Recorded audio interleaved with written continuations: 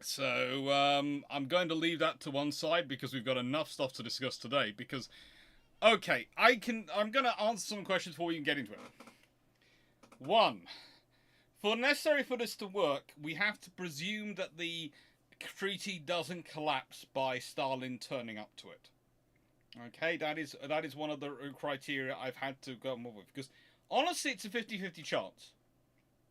Honestly, Stalin's mere presence of the treaty could well collapse it, in which case that changes the world beyond any permutation. Secondly, Stalin is a canny political operator. He's going to demand the most he can get. He's also going to demand what he thinks he needs. And if we view it as the fact that they actually if we treat Stalin like they treat Japan, where they are able to accommodate Japan in many ways in the 1930 treaty, not enough to make Japan happy, but enough to keep them in the treaty system, in order to keep them in the treaty system, if they decide they want to do that with Stalin, he is going to be far, far more demanding than the Japanese are. He's also a far bigger fish in many ways than the Japanese are. But also, him coming in is going to change some of the stats.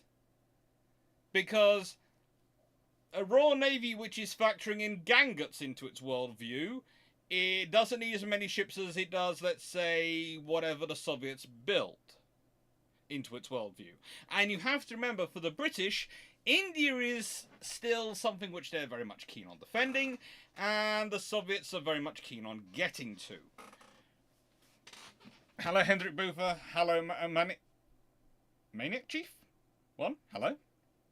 Cartoon Man 154, Frank Barnwell, Blackbird Maximus, hello everyone, hello C.M. McDevitt, hello Joss Funk, hello Paul Amos, hello Johnny OK, hello Colin Cameron, and have I said hello to Mark Harkness? If not, hello Mark Harkness, and David Goulding, hello. So, and hello Carl Van Gasbeck. Seriously, Iron Brew. Look, I am, look, this is my Iron Brew mug. I even have a mug specifically for Iron Brew. You couldn't have a better candidate than me. And I know, theoretically, Dragon FL might be a better candidate than me, but he doesn't do as many lives. He's great. He's wonderful. He's got many more subscribers than me. He's a far more popular historian than me, but he doesn't do as many lives, so that makes me better. Please, give me the Iron Brew sponsorship. He's got Amazon, Kindle, and all sorts of things. Just give me the Iron Brew one. Oh. Alan New IQ 472. Yes, 1983 and they are, but they're still going to be annoying for the Germans in World War II. So you're right about the Ganguts, but they are the Ganguts. They're so basic. They are so back to basic dreadnoughts that frankly they just keep working.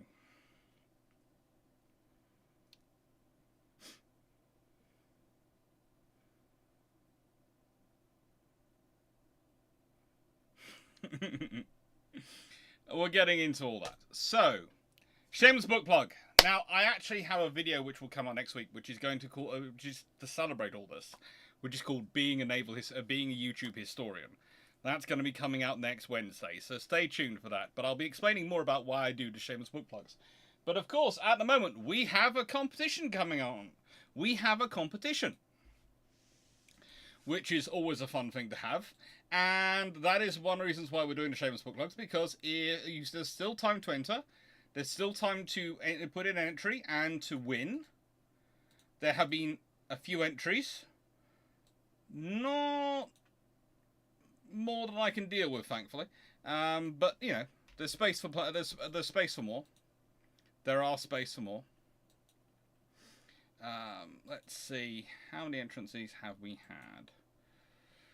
Right, then let's open up the good old that. And let's go to that. And that.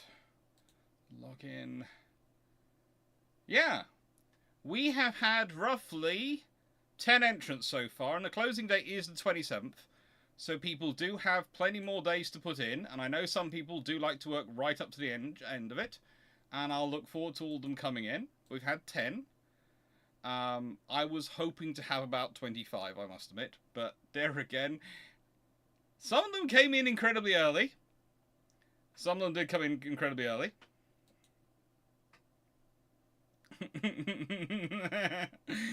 And some have added in all sorts of extra things. It's going to be fun. It's going to be enjoyable to go through, and the crew are looking forward to it. I have to admit, I'm fairly sure Gareth is also monitoring this email account, because he seems to be the calmest of the set, and if any of the others are watching it, well, of course, they're slightly calmer down. But I did hear one going, so have we had 400 or 500 submissions? And I went, I would love to manufacture that many submissions now just to wind you up. But we'll leave that to one side. That was me being cruel.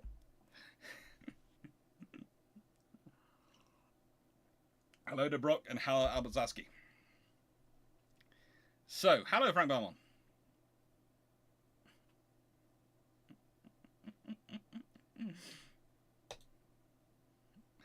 Yes, well, and I would also say, if you have caught errors or things in yours and you want to resubmit, you've got till the 27th. Yeah, I will go with the latest version of submission. That might be just about to shoot myself in the foot, there is someone in here who has been hiding battle cruisers in various places around the world. And if I give him any more time, goodness knows what he'll have hidden. But, you know, he might not be watching at the moment. Yeah, he's watching. He's watching. The person who's hiding battlecruisers all over the world is watching. So, I wanted to start off by giving some background information, because you're talking about the period of roughly the second 5-year plan. You must remember, Stalin, no one else, but Stalin regarded the first 5-year plan as a success! The only ones who seemed to think it was a success was the Soviet government. Anyone who was actually involved in it or watching it from the outside was going, what the frigate happened? But the difference between the second 5-year plan and the first 5-year plan is it theoretically involved both carrot and stick. It theoretically involved both carrot and stick.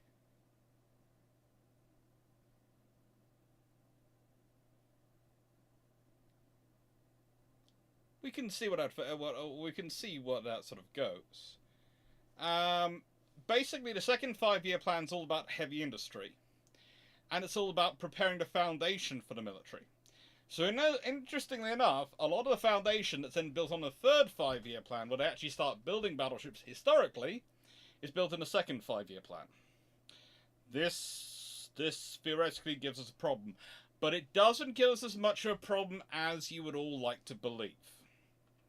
Mainly because, A, your belief in there's a problem is based on the concept of quality control rather than image being the important factor in whether a project is declared successful or not. And you're also forgetting something that a certain version of project, which I'll be getting into at a certain point in Stalin's rubric of management skills, which means that, frankly, you and all of us would probably be worried about, I don't know, the human cost, as in number of people who died in getting it done, as being a major thing we care about. Stalin doesn't have that level of squeamishness. No, he's all about the great Soviet Union. Historically, the second 5-year plan failed to reach the recommended production levels in coal and oil industries. It didn't produce them in oil and railways or steel production. It did actually produce the military capability perspectives. And, well, as said, not if you judge by quality designs. Now, I will also add another factor I made in this one. Whilst the Soviet Union did occasionally look at procuring battleships and things from America, from Italy, from Britain, from all sorts of options, and that is certainly an option they would consider, I think they're not likely to do that in this case. I wouldn't be surprised if they do outsource some of their design work to foreign countries. I'll be getting into that, what I think that would be. Hello. But it's a case of, I don't think they'd be doing more than their design work. I think they're going to try and build it themselves. Now, again, if you're going to sit there and go, well, hang on, that's going to make it impossible for them to build any of these things. No, but it will make it freaking slow. However, the odds are, and don't take this the wrong way, even the Soviet Union, if they start building a battleship in 1930, 1931, will have it in at least a couple of them in service prior to 1939. And let's be honest, any modern battleships appearing on the Soviets, even under construction, start to warrant reasons for people to do things. The entire reason the Lion class are kept on the stocks, the entire reason the Americans keep the Montanas on the stocks as long as they do, is because of worries over Soviet production. So if you think that the Soviets getting part of the treaty system and being allowed to produce them is not going to have an impact on American and British production, then you are a far nicer soul and far less cynical than I. I'd also add that some of the governments we're going to get into are very much peaceful inclined. Let's be honest, the Labour government of Britain in 1930 under Ramsay MacDonald really doesn't want to do a lot of spending on defence. They really don't want to. That's why, even though arguably the removal of 10-year rule happens due to their work, they don't want to start increasing the funding, and the funding doesn't go up till 1937. The reason is, though, they prefer to spend money on other things because they think that's better for the economy.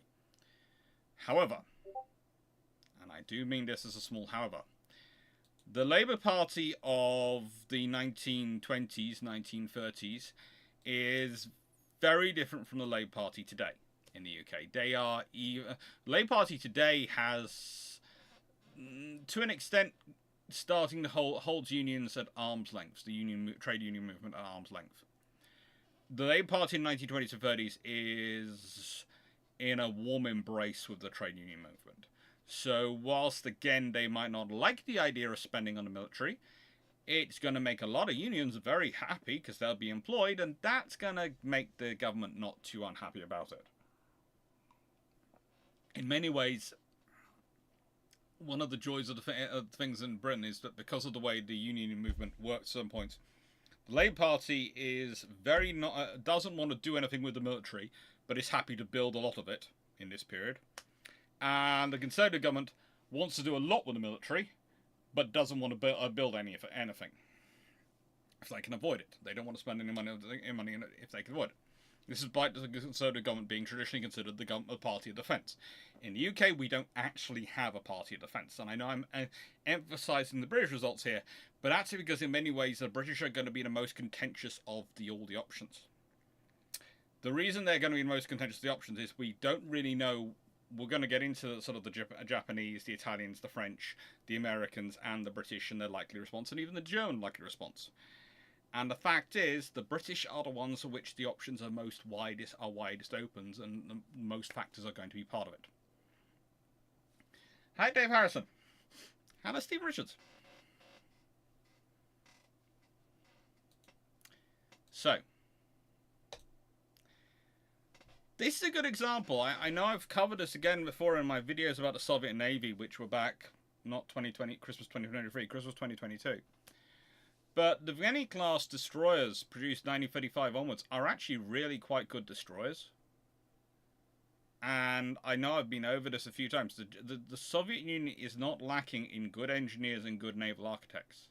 If they are properly supported and funded, they can produce some very fine craft in this period. Even with... And remember, this is actually historically produced in 1935, in the middle of which there's a massive massacre going on over senior officers. And it hits the Navy harder than anyone, because the Navy's always more distrusted than the Army. The reason the Navy's more distrusted than the Army is because naval officers, by their very definition, have to travel outside the Soviet Union. Get to see what the world is like outside the Soviet Union, and might compare and contrast with things. They also have a lot more contact with outsiders, foreigners, than Army officers.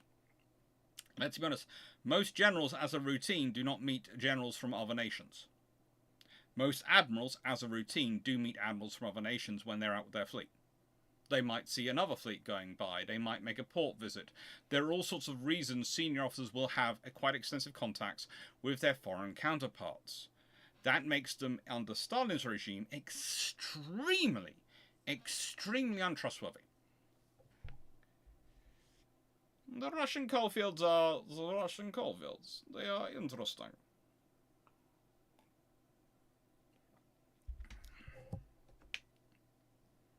They really are.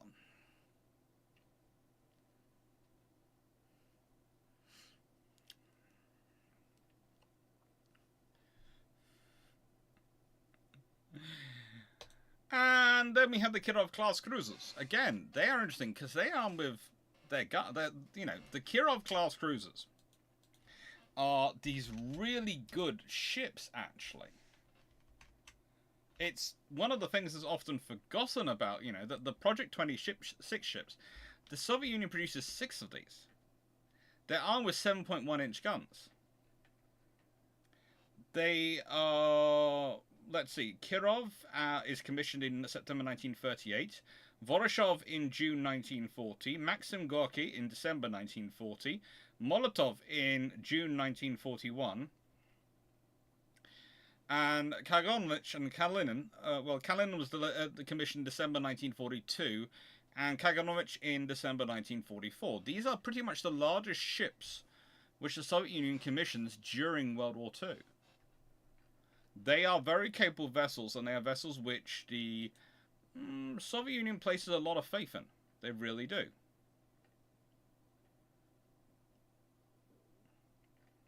And they work very hard for them.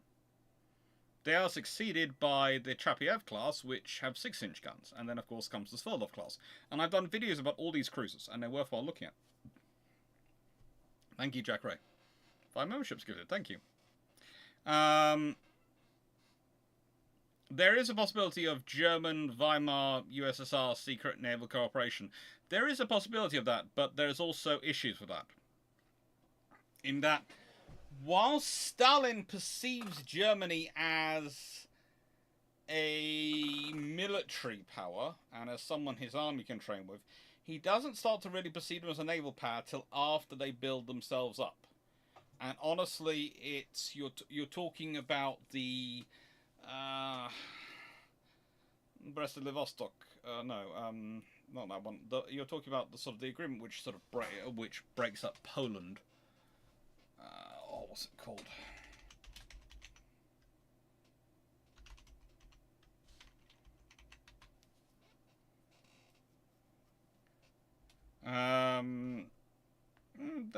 He's not until the, sort of the Molotov-Ribbentrop talks that he starts to really consider them as a naval power. He prefers Italy, Karl von Gassberg. So, if you're going to see greater cooperation, most likely it's going to go to the Region not the Reichsmarine, later Kriegsmarine, in this period. It just isn't. Molotov-Ribbentrop back. Thank you. Why was my brain? My brain was going, there's Ribbentrop, there's von Ribbentrop, and there's Molotov there, and what's the name of the treaty? What's the name of the treaty? My brain wasn't putting together for some reason. It's the joys of being a historian. Cool, Mega Scrow. Congratulations, Peter Smith. And Bud Guy 89 and Alistair Crow, if you're watching. Yeah. So, the point is, the idea that the Soviet Union can't build ships, that's not really the case. The idea that the Soviet Union can't build big ships, well, the thing is, they like to kill their shipyard commanders, and they like to kill their admirals, which cause a lot of problems.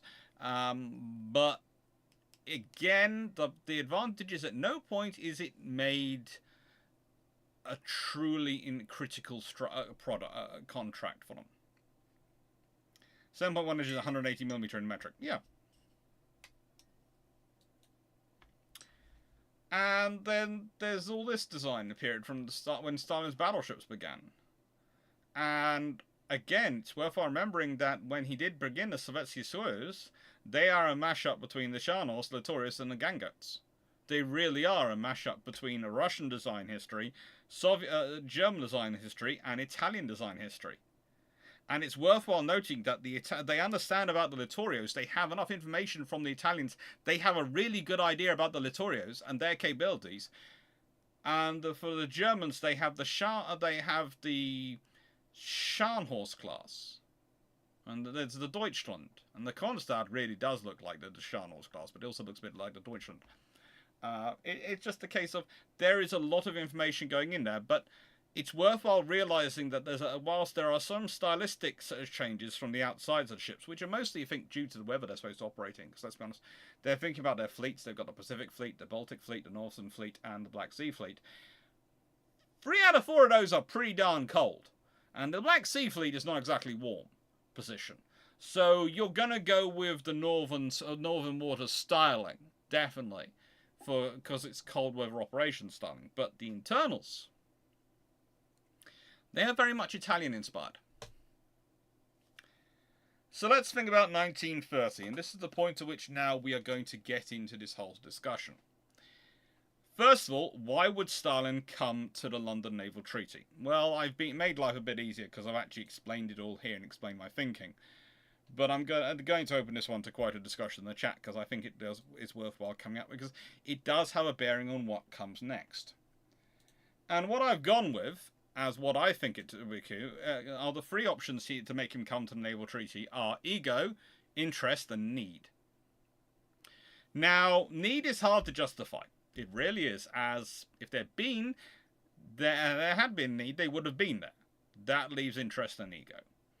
There is no need unless I change a massive amount of situation for the Soviet Union, unless I give them a massive global merchant marine or something else which they just don't have. There is no need for them to be there. So I'm not going to change that, because if I make that a massive need, then in the nicest way, they will have been, if I created that need, then they would have been at the Washington Treaty. They would have insisted on being there. It's going to be interesting getting a Soviet government to the Washington Treaty, but it probably could have worked. Or they might, in 1922, they would have had someone there. It might have interesting. It might have even been, if we consider that Lenin doesn't die till 1924, there is the option that if the Soviet Union had turned up to the Washington Naval Treaty, you might have had Stalin and Trotsky actually sent there as 2 of his senior lieutenants as part of the diplomatic representatives for the Naval Treaty. Now that's an interesting circumstance to go into, but you have to really change history for that to be worthwhile and that to happen. I'm not doing that. I'm not. If I make those, and once I make such a big change of history to make something happen, I have completely rewritten history, and I'm just giving you fiction. I'm not giving you alternate history. I'm not giving you something that you can use as an analysis point for what actually happened. I am talking hot air. So let's go with what actually does happen around time, which we can use. Now, the thing is, the Soviet Union actually almost did come to the 1930 London Treaty. This is another reason I was interested in this one, because they did almost come. And the reason they almost came was because there were strong rumours going around that Germany might have been invited. Now, those rumours were quashed unequivocally by the French and the Americans very quickly. And it's because they were quashed so quickly that the Soviets definitely didn't come. But if those rumours hadn't been quashed so quickly, if, let's say, the French and the Americans had let it play out a bit more, hadn't gone as involved, or Stalin, let's say, jumped the gun a bit more quickly, well, that means that Romuald Milkovich, Chief of Staff of the Soviet Navy in 1927 to 31, and probably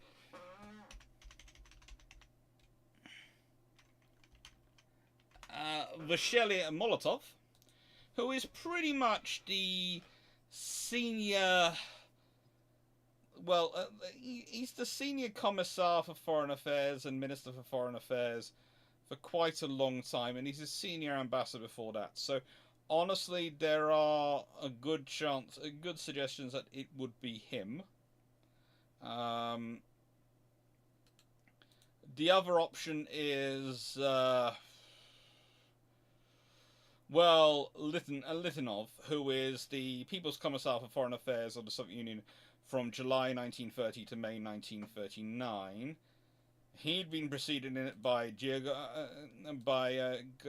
Georgy Chitrin, who was in the post from 1923 to 1930.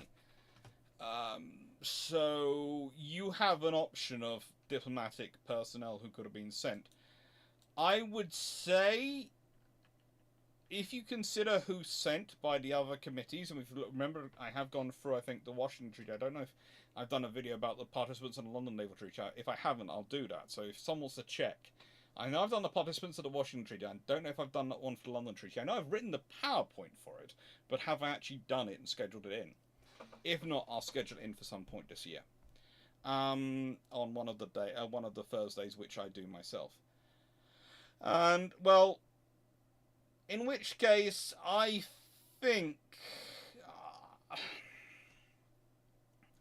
it's gonna be probably, to my mind, I think it would be Litvinov, because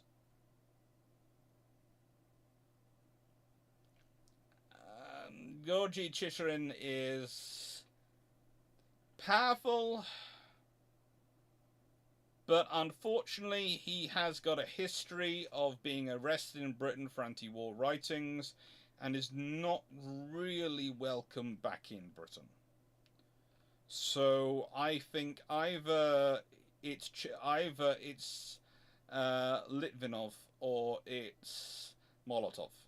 One of the two will get sent, along with this gentleman, who is the Chief of Staff of the Soviet Navy at the time. So what do you think? Does that make sense to everyone? The idea of Germany joining being basically the thing that pushes Stalin to do it.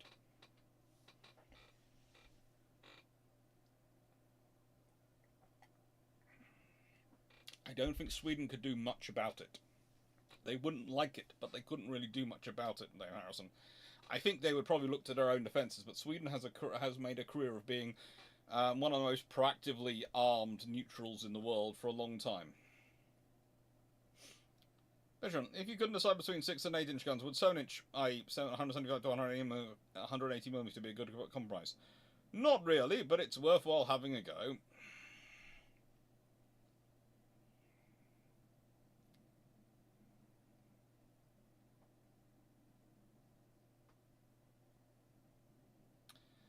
Michael Cooch, the thing is, if the need to be is to show them as a world power had actually existed, they would have done it.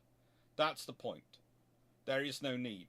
They don't need it. And nicest way, the Soviet Union doesn't care about being perceived by externals as a world power at this point.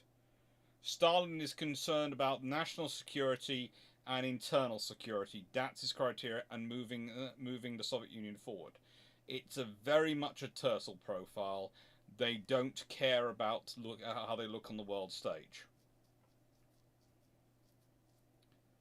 And yes, there is the argument that need will be more interest in ego anyway than natural need.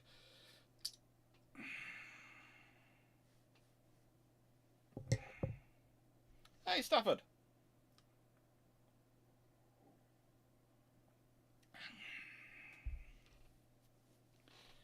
So, okay.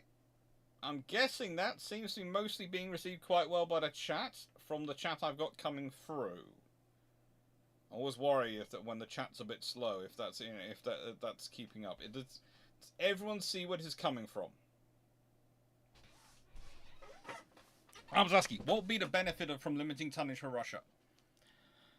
No, that's not really a benefit, but also, let's be honest, the Russians even themselves admit at several points that they have to build within the treaty limits, because if they don't, they will trigger the escalator clauses on the treaties. So the Russians are bound, and the Soviet and Stalin even acknowledges in some of his writings, internal writings about the Navy, whether they like it or not, once you have this agreement, the Soviet Union is to an extent bound by its terminology, even if they don't sign up to it. So you sign up to it, you at least have an interest in what's put forward. They also wouldn't want Germany to be part of it, because if Germany is a part of it, that's going to make the Soviet Union's jobs even more difficult. Because let's be honest, if Germany becomes a major naval strength, then they have to deal with a major navy sitting in the Baltic. And at this point, the only ones wandering around with dreadnoughts are the Soviets with the Ganguts. And they do have those wandering around. They do. They do. They're billowing black smoke everywhere. But they are billowing it. Does seem like pushing it. Yeah, I did realise, because honestly, I either had to do major structural changes to the Soviet Union to make this logical, or I basically had to go, well, what was the reason they originally almost joined? And they originally almost joined because of fear the Germans were going to join. And so just make the fear last a bit longer, and Stalin crumble a little bit quicker. And it's not as if Stalin doesn't crumble. The idea that he's this man of steel who never crumbles is just completely wrong. He regularly has failings when it comes to diplomacy. Well, the Swedes did build new coastal ships during the 1920s and 30s anyway, so I'd be surprised if they built some better ones.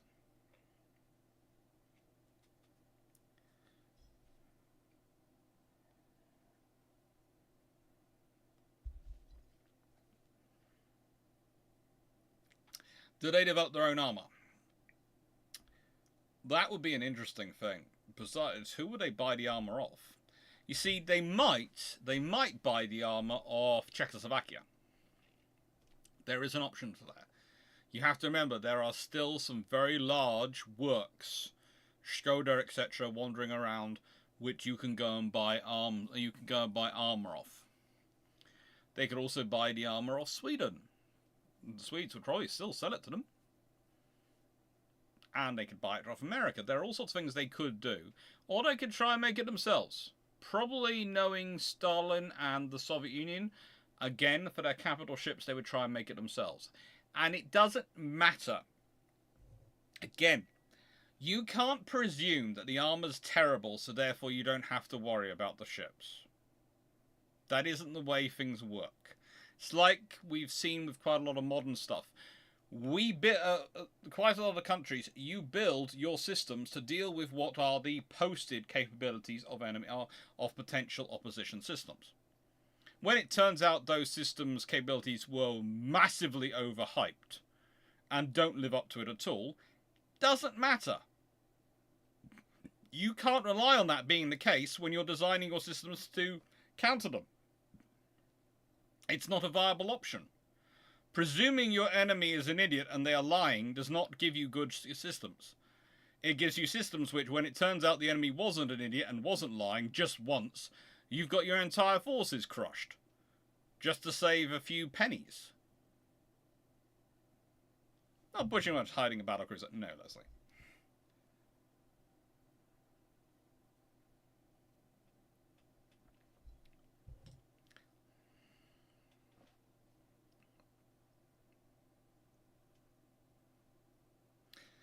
My coach, while Stalin may crumble, those within the USSR who point this out tend to have free holidays in the Gulag. No, they tend to have a free lead injection, if they point that out. It's not a holiday in the Gulag, it's a lead injection, Michael Cooch. Usually a rapid, high-velocity lead injection, but occasionally not.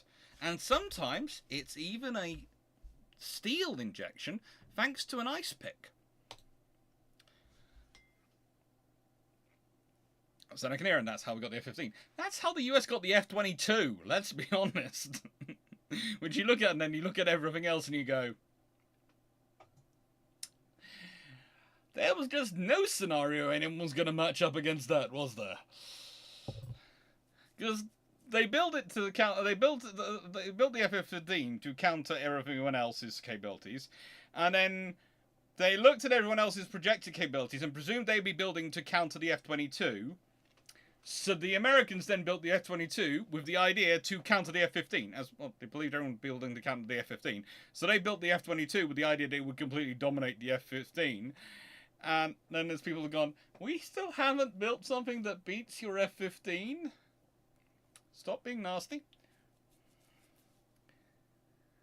With Ironworks, the naval arm manufacturer of the Austro-Hungarian Navy. Yeah.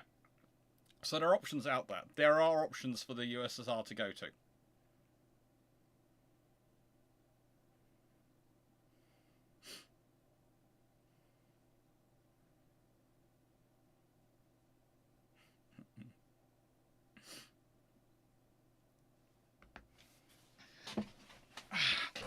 So, this is actually what a lot of the early 1930s battleships looked like in the Soviet designs.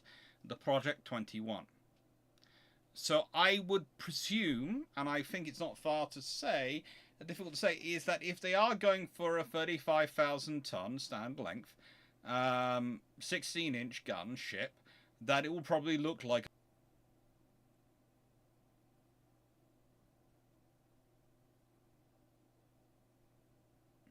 Not sure what happened there, but OBS decided to disconnect and reconnect itself. So, let's start this off again. So, there is a big discussion in the 1930s within the Soviet Union about building battleships. I can tell you what Project 21 looks like, and I can tell you that it is the product of quite a few of the projects prior to it. I can also tell you that quite a couple of the projects after it don't look too dissimilar. So in the nicest way, I reckon that the Russians, probably if they're building battleships in this period, they're going to be building a design which is Nelsonsky. So, welcome to Nelsonsky. Someone got a hold of the Nelson blueprints. Not really. Let's be honest. This can do 30 knots. It has 9 16-inch guns. It's basically copying the layout of the Nelsons, but that doesn't really require you to have that other things. And 12 4-inch guns, 12 6-inch guns, and 36 37mm guns.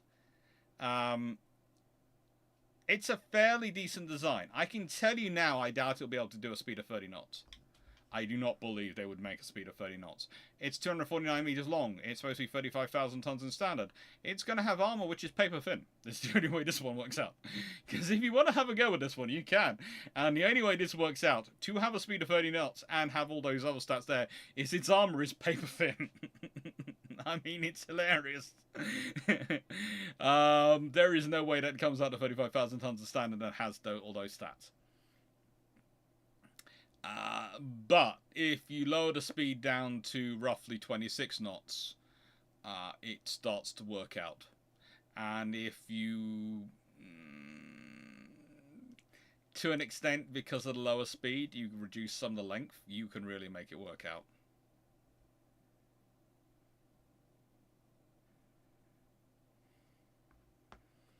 Now, again, will they work out in maintenance? Alistair Crow, you've brought up a good one. The Royal Sovereign and a maintenance. The thing was, the Soviet Union didn't really have battleships in the Northern Fleet, and they didn't have maintenance therefore for them. They had the maintenance for battleships, but it's all sitting in the Baltic and the Black Sea. So that's the problem.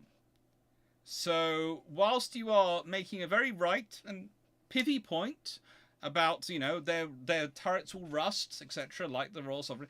The thing was, they hadn't built the maintenance facilities for the Northern Fleet because they didn't have battleships for the Northern Fleet. They had the facilities to do the maintenance in the spaces where they had battleships. That's the problem.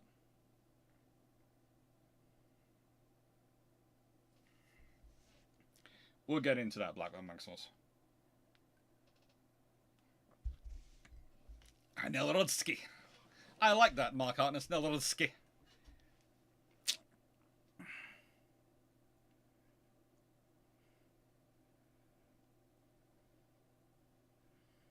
They agree with home build armor. Balance of trade reasons add to it. They are working Gulagites to the death for gold and silver to sell tomorrow.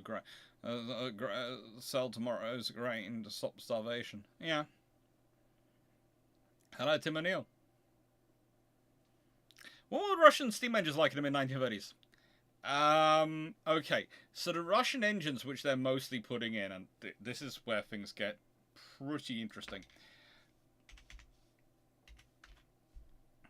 If we consider the Kirov-class cruisers, they have Yarrow-Normand water tube boilers. You're sitting there thinking, hang on, that doesn't sound particularly Soviet. No, it doesn't. It doesn't. The machinery for Kirov herself was shipped from Italy. They tended to build the Italian parts. And they also got license-built Yarrow Normand boilers from Yarrow Design. Well, the Yarrow Design as translated by Normand water tube boilers, which is a French company, if I remember correctly. So what they have a habit, and what you will probably see in a lot of the machinery here, is they will license and build copies, especially for the first generation. So the engines will probably be license-built copies, license-built Yarrow Normand boilers types. Probably the same as they do for their cruisers, okay? I wouldn't be surprised if a lot of the systems, again like the Kirovs, are license-built versions. Now, the interesting thing, of course, is about the Project 26 Kirov class cruisers is that despite the armor theoretically being 50mm thick in many places, was actually vulnerable to destroyer gunfire. So there is a good argument here for suggesting the armor is going to be paper thin. I have a feeling cruisers will be able to bash them about. But we'll leave that to one side. Now, Blackman, maybe this might panic the British into putting more money into developing high-pressure boilers, too, but turbines. Blackman Maximus, as I've been over before, and I've discussed this in many videos, the reason the British go with the boilers they do is the point at which they decide to take out to build the war fleet. So they decide we're going to standardise on the war fleet for training, and we're going to standardise on this boiler type and this, in about 1937. Okay? And then they standardise on those boilers and everything through as much as they can, so that they don't have multiple training streams. The Americans wait to standardise till about 1939. And that's why they standardise on a far higher pressure boiler than the British do. So again, it's not like a derelict. Britain actually does develop high pressure boilers equivalent to the Americans. They just don't implement them because of when they choose to implement their building for wartime time.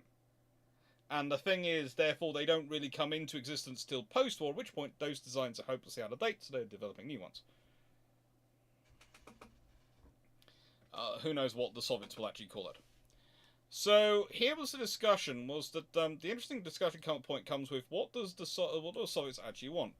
The second 5-year plan, third 5-year plan to extent, of 36 to 37, but this is what the second 5-year plan was supposed to build up to.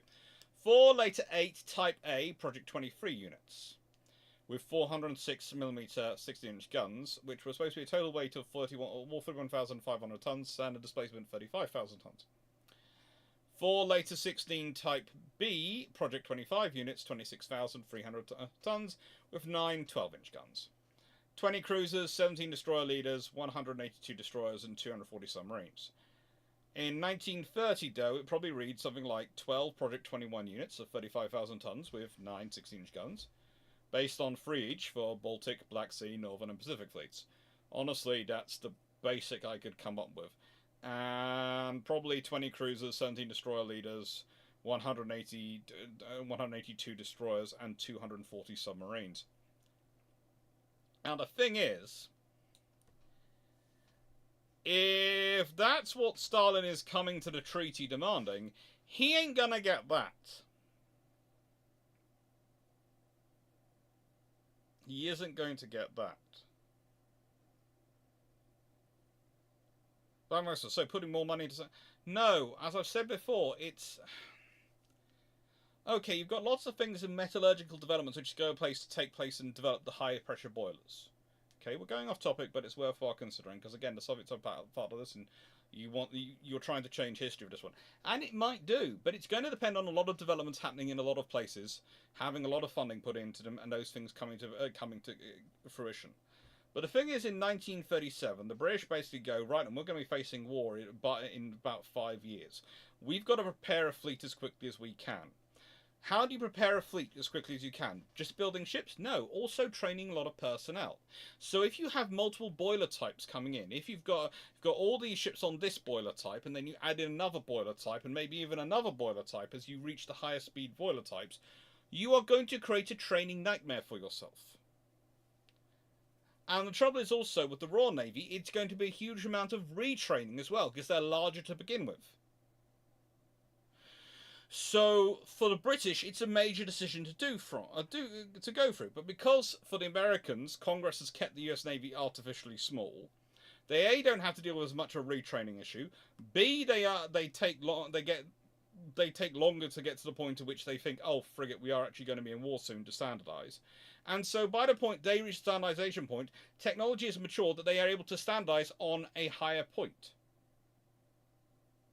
But it is not so much a case of they wanted to and the British didn't want to. It's when you choose to standardise. It's like, again, we talk about this with development cycles all the time.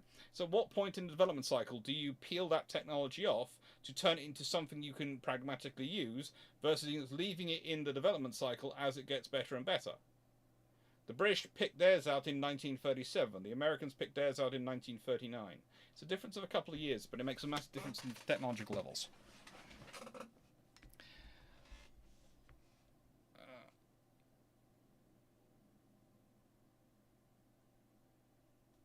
Blackburn Maximus, I'm not sure where you read that, but that's one of... There are all sorts of weird things which come out about British technology not being up to the standards. And then you go and look at Parsons, and you find out they're the standard which everyone's comparing their turbines to, right up until until they finish producing steam turbines. It's just not the case. The British have the technology, it's doing it in mass. It's also mass building the turbines, but no, they can do it. There is far more into it. The trouble is people look for simple reasons, and a lot of historians who are not actual naval historians like to talk about this and produce all sorts of documents and they basically focus in on silly things. They go, well, this plant could only produce these turbines, and they forget that Britain has about 6 different turbine manufacturers, of which Parsons and Brown are probably the 2 leading turbine manufacturers in the world for most of this period. Definitely throughout the 1920s and 30s, and I would argue still to an extent in the 1940s. The Americans, there are 2 American ones, including GE, and there are 2 British ones, and they basically compete. The top 4 spots get turned around between them for the entire thing we're talking about. And there's a Swiss one as well. And every time the Germans produce a very good ship, and people talk about the German design quality in their turbines, you then find the turbines were actually produced by the German section of the Swiss company. It's what happens. So the treaty, as originally defined, is what we use as our base point. Historically, though, there's a Great Depression. Politicians are going into the treaty with the aims of preserving their positions at the minimum cost possible. So preferably no build, which of course why there's a building holiday continued and all sorts of things.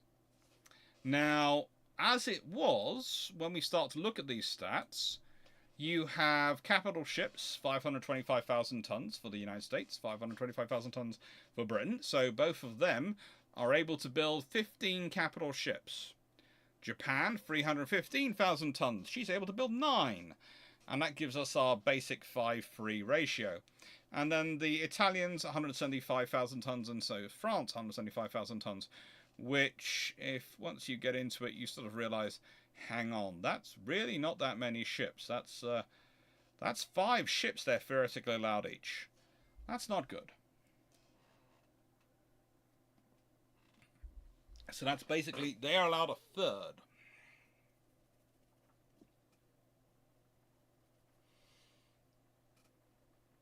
Draco, when I learned steam system in Nautical Uni, most things still referred to Parsons still. Yeah, Parsons are still a benchmark, even when I don't think they're still producing turbines. I think Parsons are out.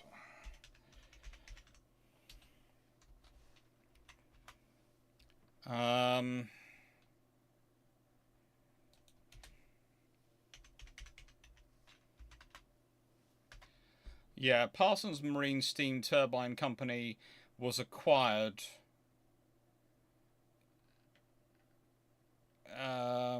by C.A. Parsons and Company, and it's now part of Siemens. So yeah, Parsons is now owned by Siemens, and they were acquired in quite a while.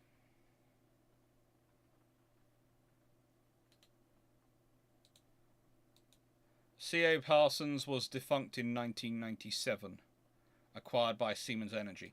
So yes, They produced the turbines for Queen Elizabeth II, the Cunard liner, Glamorgan, HMS Glamorgan, in launch in 1964, had Parsons turbines. Yeah.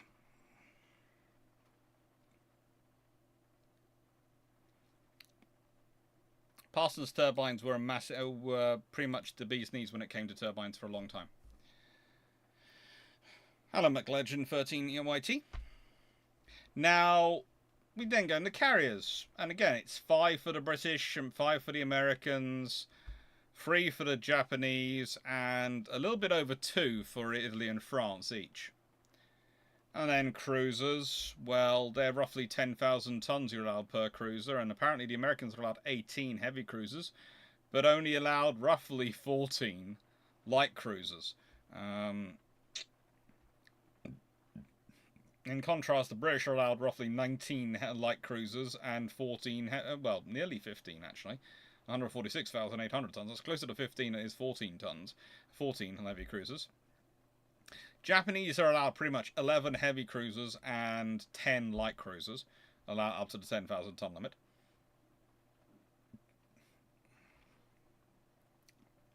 Destroyers again. Well, theoretically, you're allowing the British and the...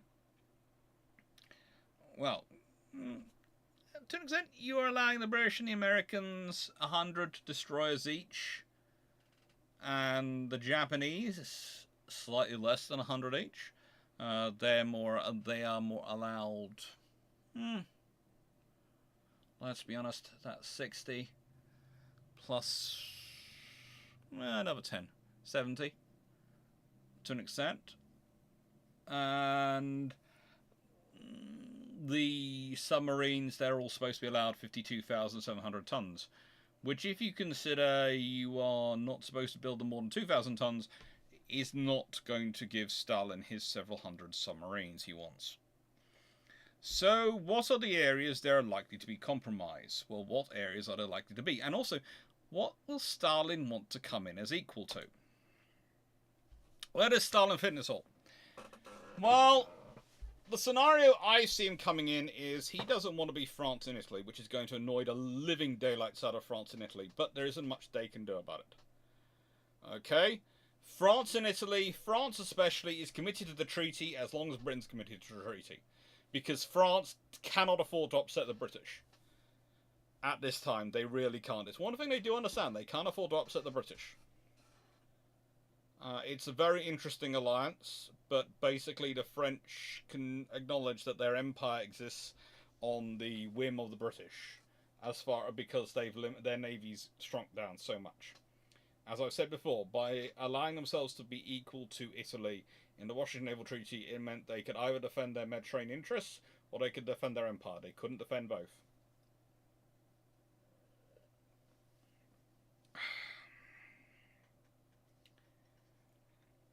For the Russians, therefore, coming in, okay, what point are they going to divide? He's not going to want to settle for France and Italy. Does he want to carve out his own niche?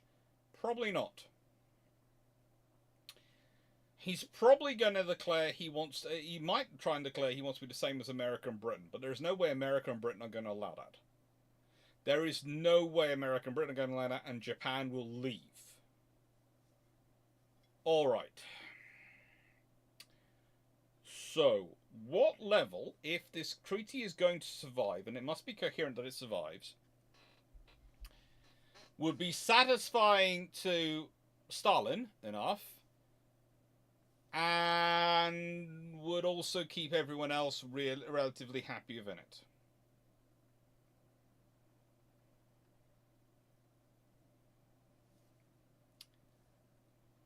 It's gonna have to be the Japanese. It is going to have to be the Japanese. But the question then comes, does he accept the Japanese settings as is? Will he accept 9 battleships? I don't think he would. Will he accept this scenario?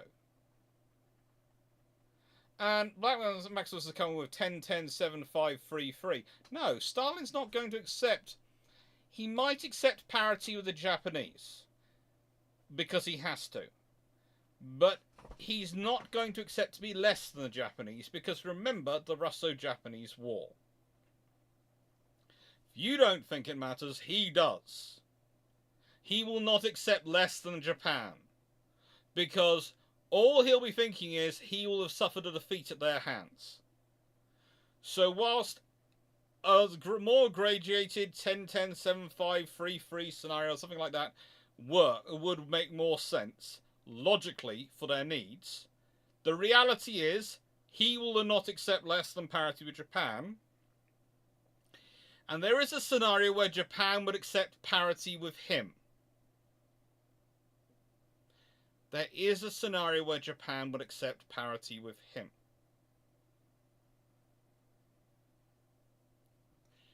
And that scenario is if they get to build more ships. Because, let's be honest, most people are going to look at Stalin and think he's going to take ages and forever to build the ships.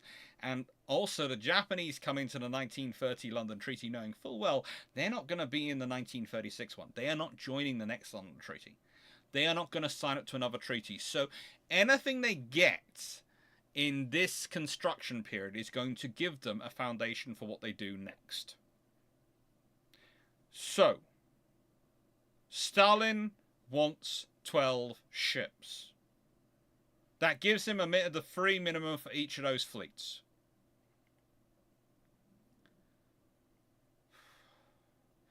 Japan will go, well, and that scenario, Japan gets the rise from 9 to 12. That's great.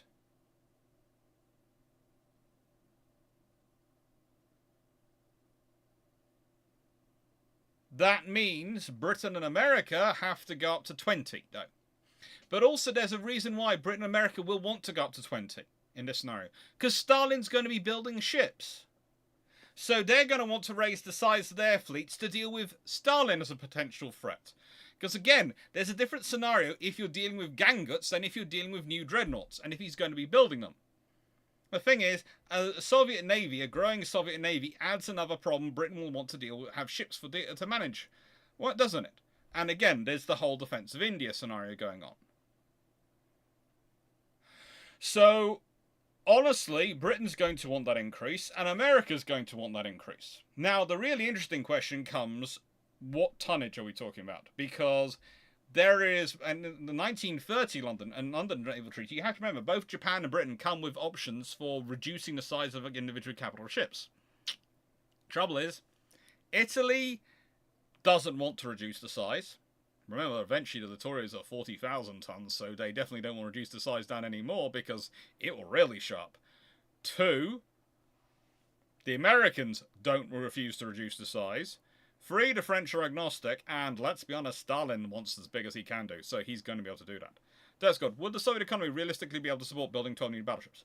Probably not at the same time, but also I'll be getting into that because I think you have to change the gradient of what you think is realistically possible. Because you will be basing your ideas on an assessment of a democracy which has a certain value for human life. And Stalin doesn't exist in that world. Okay? If we consider I do not think he's going to build 12 ships overnight. Please note, I do not think in 1936 the USSR has 12 ships. But I think they can accept more. Dr. Leslie mentioned, I don't see the Koda group in Japan accepting Russia Koda. No. But again, think of this as more of a long-term thing. As I said, the Japanese are already planning on not being part of the next treaty. This only goes for 6 years. And the Japanese out of this get 3 new battleships to go and build. That's probably enough to buy them time. It's not going to make them happy about it, but it's going to buy them enough time. And also, they know the state of Russian infrastructure better than anyone else. They know how long it's going to take the Russians to build these ships. So they don't expect to see those ships anytime soon, Leslie. So that's what I think gets through. Derp Squad, Sweden does not get frigating invited. They're not. They're not important enough. I know there's a lot of vogue of Sweden in the moment in NATO, and it's a great thing they have joined NATO. They're very useful. But Sweden are not a major power. And this is a treaty for the major naval powers. Sweden has some coastal ships, which are more coastal cruisers than coastal battleships, but heavily armored cruisers. They can build what they like in response. They don't need to be part of the treaty, and no one's going to invite them to be part of the treaty because they're not really going to worry about them. It would help the British with shipbuilding in the Strait and in terms of what they construct, because they could be able to build a lot more.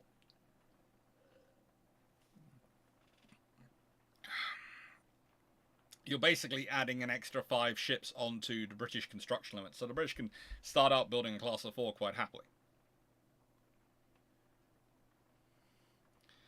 Even the Russians don't build their 12 ships, the British will get their 5 ships.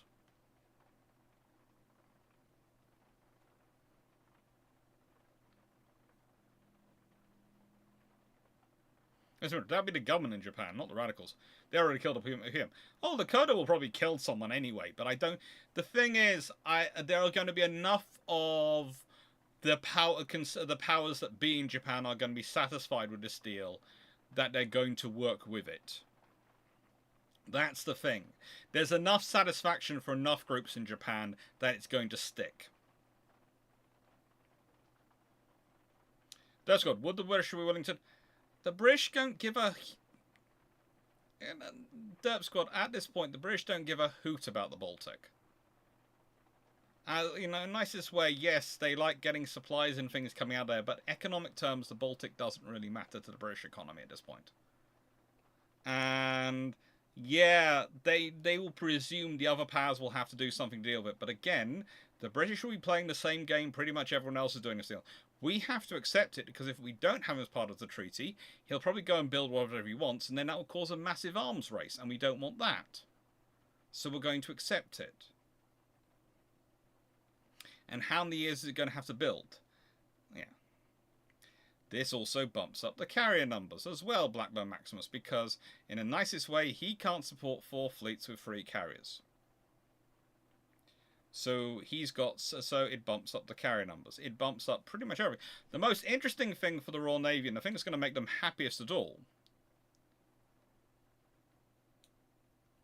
is that they get 200,000 tons for heavy cruisers and 200,000 tons each for light cruisers.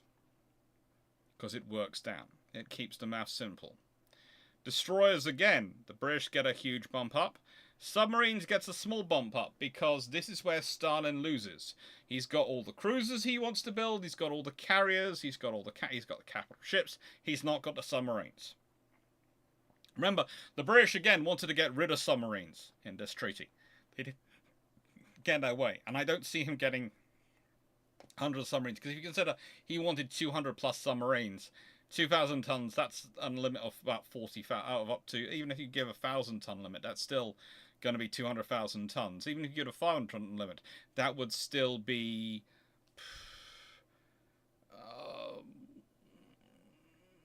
500 ton, that'd still be 100,000 tons. He's not getting that. 60,000 tons about this. Now, the British would not get rid of any of their ships while they're building new ones at this point, because they're trying to grow the fleet numbers. That's the reality. So everyone going, well, did the British have to start replacing the old R's under this treaty? No. The British would not be replacing the R's under this treaty. They would be modernizing them. Yes, they'd not be replacing them. They're not. There's no point in doing that yet. Besides, if the British are able to build 5 ships, they've got a clear 5-ship treaty allowance to build ships. That's going to take them a couple of years to keep going. They'll probably build them in a case of a pair every 2 years.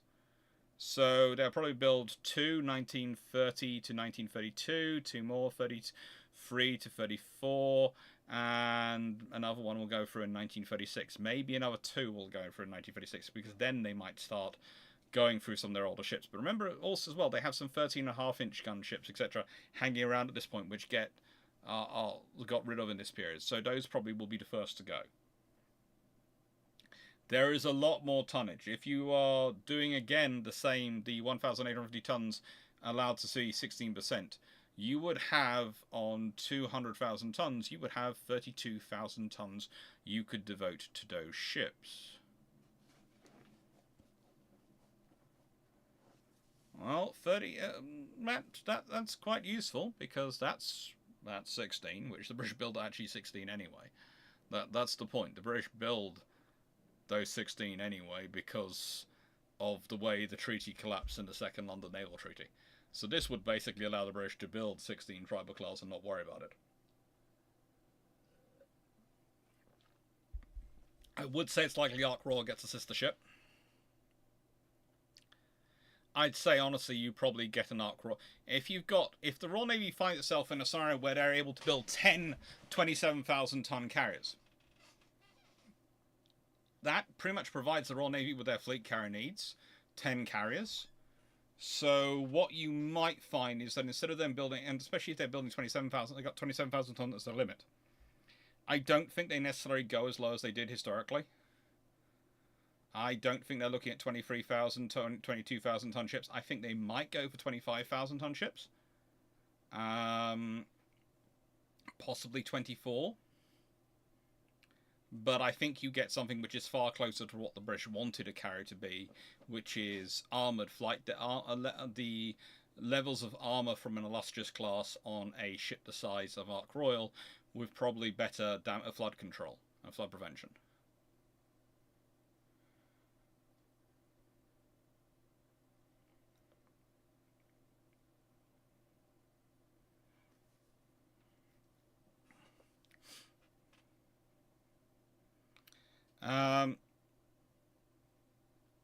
Basically, everyone can build up infrastructure, and everyone can build up results.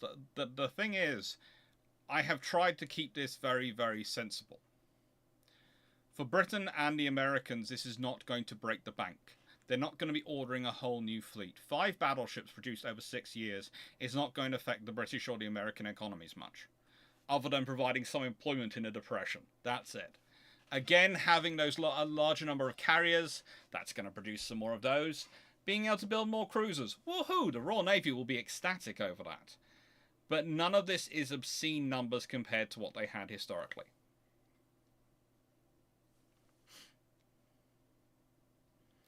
What's the point of free subs and no more than 2? Basically, that's your cruiser submarines. And yeah, that historically it was all the major powers. So for Russia would also get those. So we'd probably get Soviet super submarines, and you can all start to think what those would look like. So Soviet Union, Japan, and Britain, Commonwealth, and the United States would all be allocated those. And the French still had the Surkov. Yeah. France and Italy are now being checked, but yeah. That's got, on a scale of Nelson to Yamamoto, how much would the Soviets cheat on the space limits? Probably Nelson level to begin with, because honestly, they can't build much bigger. The thing is, the reason they can build the Sovetski Soyuz the sizes they're doing them is they build the infrastructure to build that big. They have some yards at this point, and this is the reason I say I'm fairly sure some will exist by 1939. They have about 2 yards, one in the Baltic and one in the Black Sea, which could definitely build vessels this size at this point. I'm not sure if they're actually technologically capable, but they have the space and size to do it. There are another 2 yards, again, one in the Baltic, one in the Black Sea, which could conceivably do it without much work. So they could start 4 battleships, I think, in about 1930. I would not be surprised if those 4 ships aren't completed till about 1935. Okay? I will be honest with you. If they start 4 ships in 1930, I do not expect to see them actually commissioned into Soviet service until 1935, possibly 1936. They will probably be building extra yards while doing it, but I do not expect there to be more than 8 vessels in the entire Soviet Navy which have been built under this plan by 1939, if not 1941. Okay? So I am not expecting a huge number to be built. The thing is, he has the permission to build them. And again, as with when we're designing our ships and designing our systems, we design to what they're theoretically, what they're claimed capable of. We have to design our fleet structures to what they could have. I, under this scenario, not what they actually have and are building, what they have are allowed under treaty terminology. Because you can't build it. It takes 2 years to build a ship. So if you don't start building till after they're building, you're running them behind. More carriers as the... We'll get into that all. There are many more slides. We're only at slide 11 of 19 here. So in the nicest way, there are more slides to come. Before too many questions come through, there are more slides to come and more discussions to get. So we're jumping ahead a bit here. The reason these stats make sense to me is it keeps things very simple. It keeps it as 5.3, 1.75 roughly limit. And it gives Stalin what he wants, but also gives everyone else what they want. It gives Japan enough, let's be honest, there's enough of an uplift there that Japan is going to be excited and happy to build it. They can build cruisers, they can build carriers, they can build everything. If you consider that tonnage limitation there on the carriers, the carrier tonnage limitation for the Japanese, that's gone up to 162,000 tons. 162,000 tons. That for them is brilliant. That's a win. That is a complete and utter win.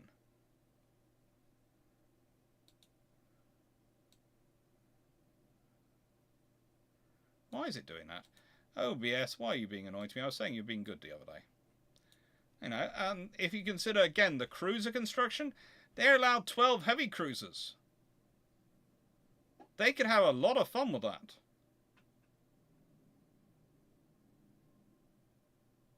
Squad, I think you're being generous about the Soviet design building times given the likelihood of lead designers and engineers taking in the voluntary trip to Siberia or shed wall. Yes and no.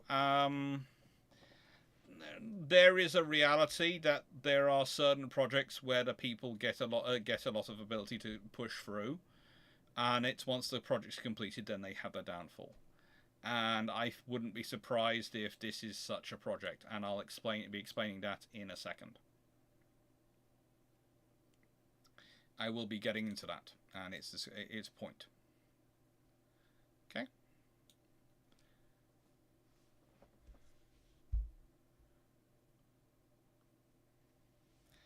Well, how does the Russian carrier program look? I have no idea. Honestly, I would say the thing is, the Italians don't have one for the Russians to go to. The Germans don't have one for the Russians to go to. The Russians could go to the French, but honestly, they don't have that great a relationship with them. So actually, what you might see, and this is a bit weird, you might see the Russians actually copying the British and the Americans. It might actually be even more copying than we actually think. It could literally be they buy a copy of the designs for, I don't know, the Yorktowns or Ark Royal. They could do that. Or yeah, that's pretty much it. My strong suspicion would be they would probably try and buy the Yorktown designs. Maybe the Ark Royal designs based on the fact that the Royal Navy designs for an ocean which tries to nick its aircraft, whereas the Americans design for an ocean which is nice to them. That's the entire difference.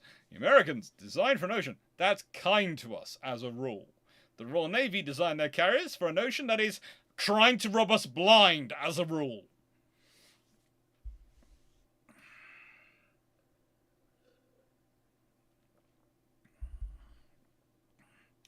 I don't think you have a burn, but you could have. I think it was the. What was it?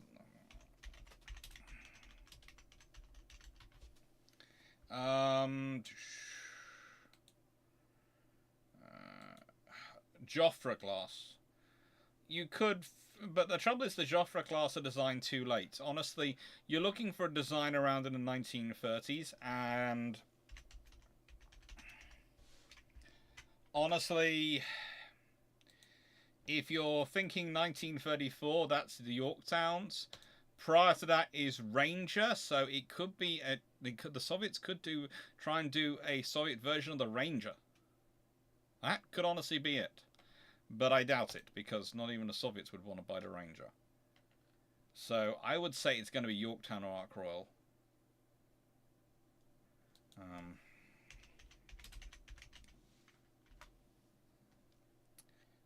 Ark Royal is laid down in 1935, but the design work does start in 1933. And the Royal Navy had been planning a carrier since 1930. And that plan had been improved in 1923, and 1930 they had done a lot of work on it. So I would say, I think if they go to anyone, they go to the Brits, and that might work. The British would probably sell them something. Whether it's a good design or not, we'll leave it to one side, but they probably sell them something.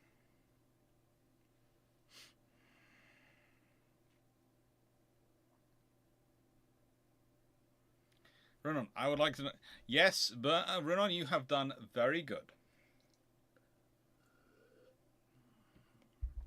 Again, Colin Cameron, they don't need to. You're saying they sell them with old ships, but A, Glorious and Furious are quite useful at this point for carrier fleet training. B, they would want to sell them until after they got new ships in service. And C, they're trying to rapidly expand the fleet at this point. So, yeah. Wasp comes later than the Yorktowns. Ranger comes first. Goes Ranger, Yorktowns, Wasp. So, yeah, it would be Ranger.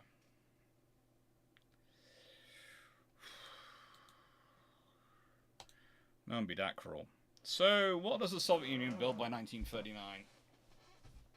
Okay, so I'm reckoning Project 21s are gonna be it. I reckon they might get a carrier.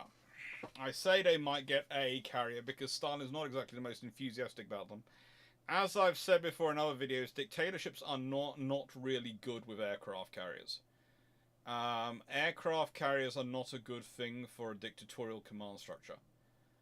Why am I saying that? Well, if we consider a dictatorial command structure, and we actually think about it, it requires strong level of centralized control.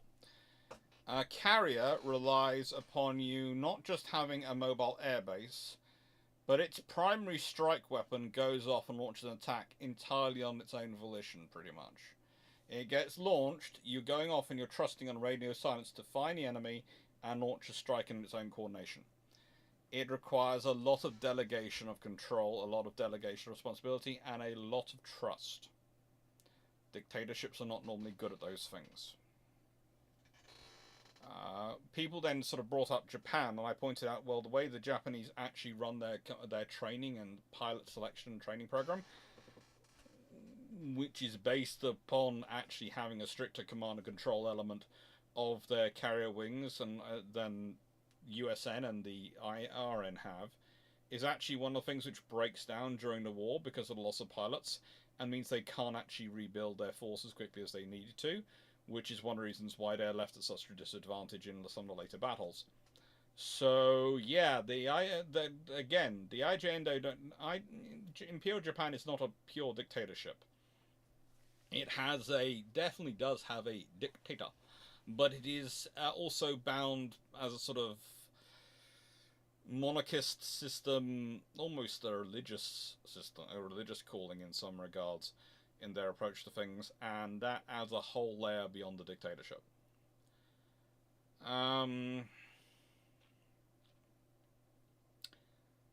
But I can see them getting some battleships built. As said, my distinct suspicion is you will get between 4 and 8 completed by 1939. The Kriegsmarine don't get any ratio in this treaty, no, MC Legend 13 YouTube. They don't. They were never going to be allowed in. They're still under the Washington Naval Treaty, but I will get to the German Navy at certain points. So don't worry, I'm going to get to the German Navy and cover them. I've got an actual slide for them, so you don't need to worry about putting in questions now to make sure I answer them, because you worry I'm going to forget. There's an actual slide for them coming up. Can the Russians develop a carrier doctrine quick enough in the 30s? That would be really interesting. Can they actually develop a carrier doctrine is an entirely thing. Do they get a carrier? First of all, they have to build a carrier before they can have a carrier doctrine, okay? So, do they build a carrier? They might well look at the Baltic and go, what do we need one for? Honestly, the only scenarios you need a carrier for, realistically, are the Northern Fleet, the Pacific Fleet, and you could argue maybe for the Black Sea in this period. Maybe for the Black Sea, but not really for the Baltic.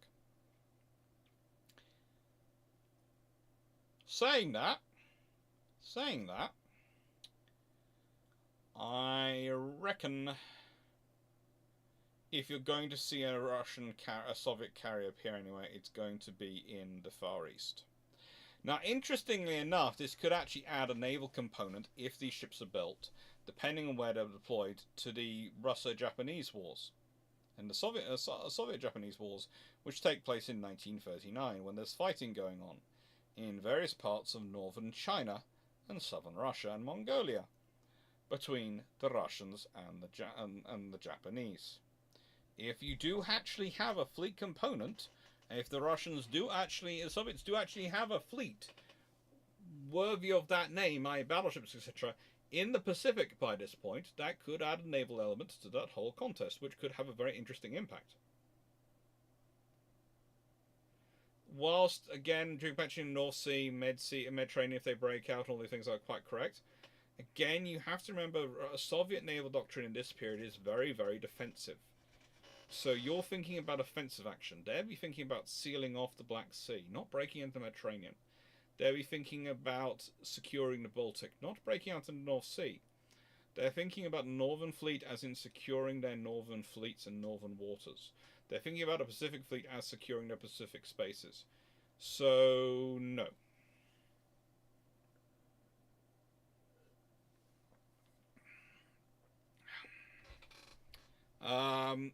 Dirt Squad, why do you think the Pacific Fleets are very enclosed areas? It goes Northern Fleet, Baltic Fleet, Black Sea, and Pacific. I'd say at least two of those can justify a carrier. The Northern and the Pacific, as I've said. Baltic and Black Sea are the two I have problems with. But the trouble is, again, the Baltic and Black Sea are where the yards are. So who knows what happens.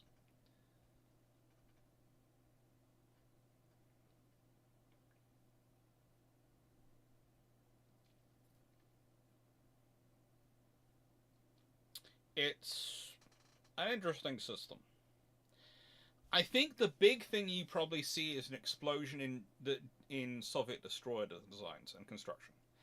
I wouldn't be surprised if Soviet destroyers become quite a common thing to see, and if they get produced quite quickly. I think they are going to... I rather think you end up with a Soviet Navy which is kind of like the American Navy of World War I. All battleships and destroyers. I think in order to get the battleships built, you won't have any cruisers done. I do not see them have the resources. I think they'll build some of the submarines, and they may build a carrier, but they're not building any. They're not building anything else. And that's got the Pacific Fleet. Saying the Pacific Fleet is limited by Japan depends on war with Japan. It also they can still get out to sea and operate in the Pacific. It's complicated, but it's not impossible. And yes, there are islands and various things in the way, but and you are not going to presume you're going to be trapped in necessarily the area the Japanese define for you. We'll be getting into the Japanese as well. Plus, I would point out, for the Japanese, the Soviets actually having a carrier is a useful thing, because if the Soviets have a carrier in the Pacific, they have a reason for being very aggressive with their carriers and very operationally minded with their carriers and doing a lot of work with their carriers. Remember again, the Soviets will serve as a very useful justification for the Japanese to leave the Naval Treaties. Historically, that was part of their reason for it, the Soviet construction. And their claimed worries about its potential. In the nicest way, Soviets actually building up some strength in the Pacific Fleet helps the Japanese argument. So the Japanese are going to want to give them space to do so. The Japanese aren't stupid.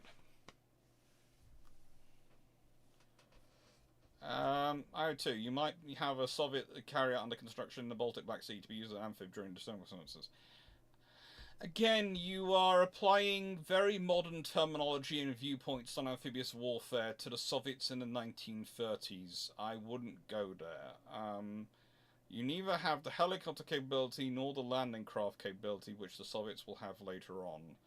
And you have to remember again, a lot of that's imported from the British and Americans. The Soviet amphibious boats and amphibious operations are based around riverine craft and small inshore craft. They aren't based on doing amphibious operations like that at this point.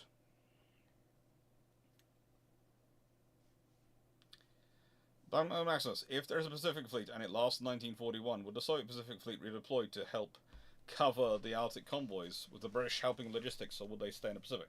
Who knows? Who knows? They could stay in the Pacific. They might, in the nicest way, you might get the Soviet fleet joining with the American fleet after Pearl Harbor.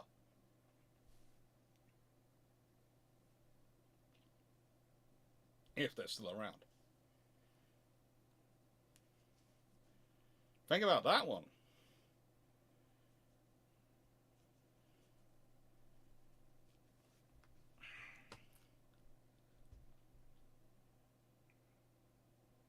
That's what I think. The Russians are probably focused on long range land-based aviation. They're already successful long range aviation. I think in regards to Pacific Fleet being, they will probably do that as well. Okay, I would not be surprised if they do that as well. But I also wouldn't be surprised if Stalin does build, if they do build an aircraft carrier, because again, they were thinking about it a lot historically. They did keep returning to it. So there is not a scenario where they do not consider it. They are considering it. I know they make a virtue of it for many years after Stalin dies of, oh, we don't need an aircraft carrier, until eventually they go, oh, actually you do.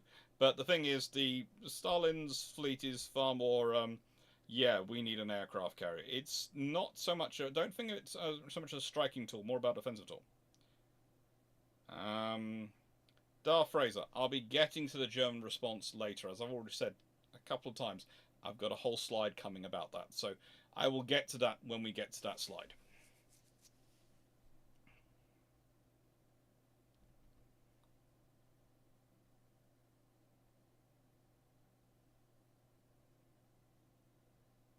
I don't...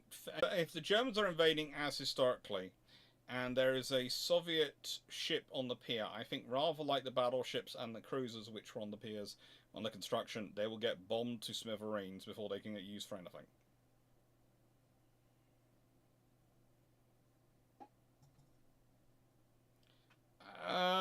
Okay, Derp Squad. Right, so... Okay.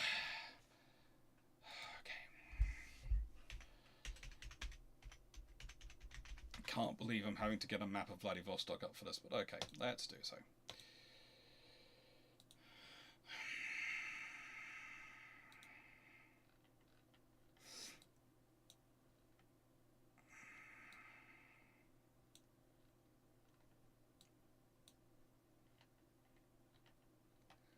Now, you are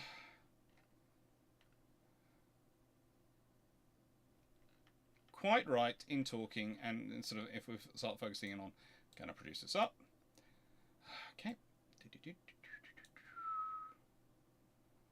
I would rather log myself out than show off my details, but hopefully that won't come up through. Okay.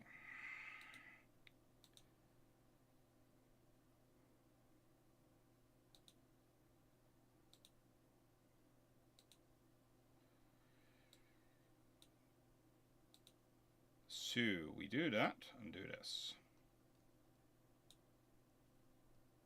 Right, Vladivostok, as we all know, is here. This is in the Sea of Japan.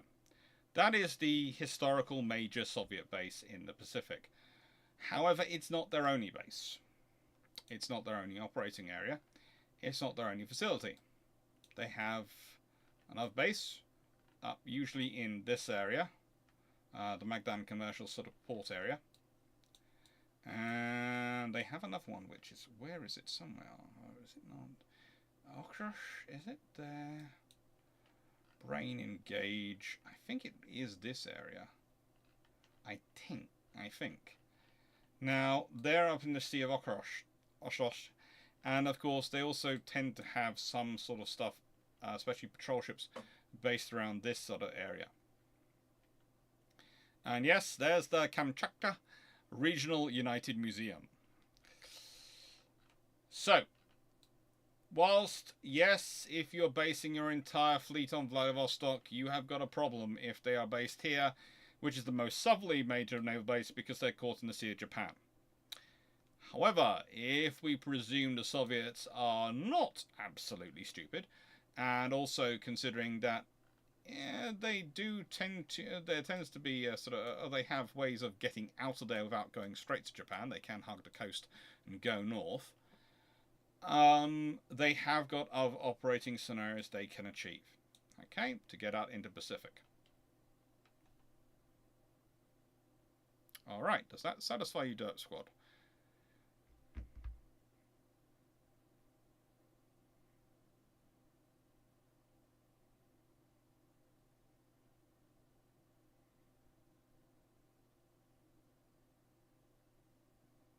Audio is skipping for me.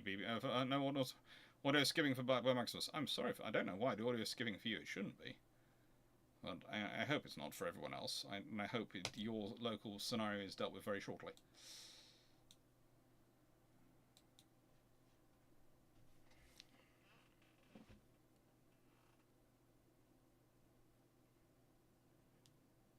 There are all sorts of differences which will take place with this.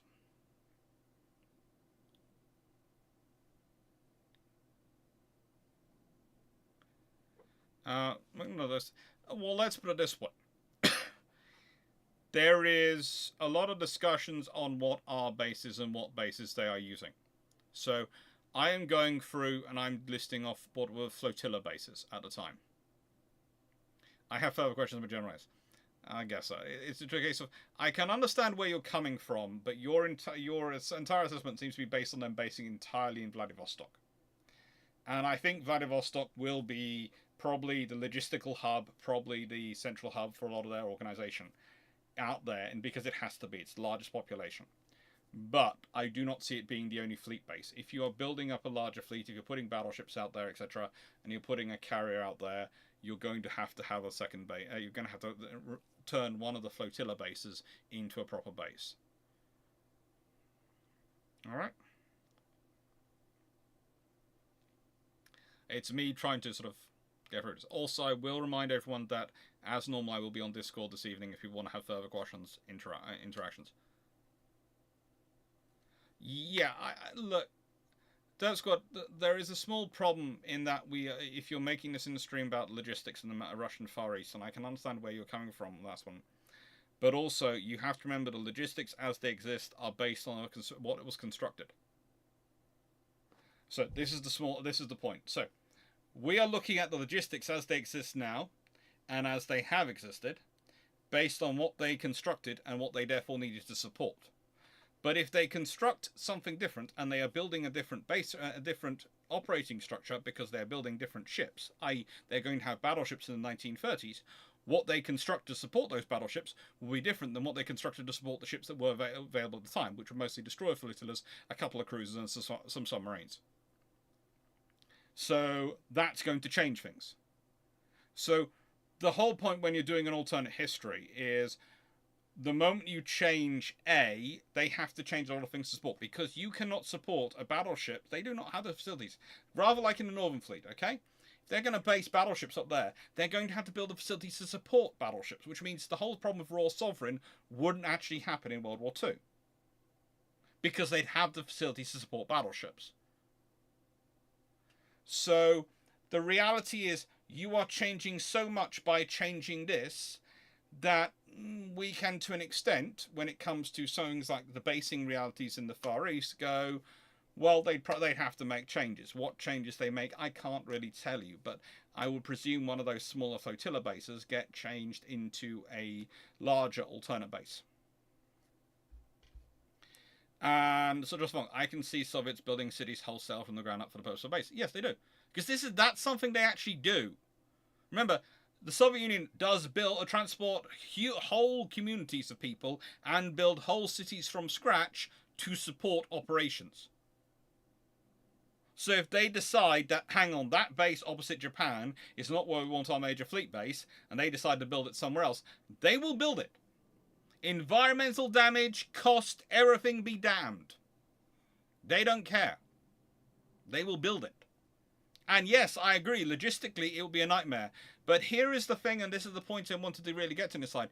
If Stalin declares this building of the new fleet and new navy a great hero project. Now, great hero projects are absolutely horrendous things. If you look them up in Soviet history, they do anything to make them look like a success, and they do not care about the death toll, they do not care about the cost, they do not care about anything apart from getting them done. So if this fleet, and the only way it does work, the only way he actually gets any of these fleets built, remember, once he signed a treaty saying he's going to build them, he has to build them because it's image, it's status, it is the Soviet Union as a nation state, as a world power. It's going to have to be by calling it a great hero project. And if he calls it a great hero project, Lord help the people of the Soviet Union. That's also going to mean other things probably don't get done in the 1930s, which historically did get done. So I'm not saying the Soviet Union does this as well as other things they did in the Soviet Union in 1930s historically. I'm saying there are going to be some things which get dropped. I'm not sure what gets dropped of the 1930s projects. I don't know what Stalin's going to prioritize, because honestly, anyone who claims they know enough about Stalin to be able to predict what he would prioritize if he changes from prioritizing, if he decides to prioritize X, so which is the Y he's going to cut, then you are a mind reader, or who is able to read someone who's no longer the mind who's no longer alive, or you are talking hot air, because Stalin is not that predictable. Stalin is that much of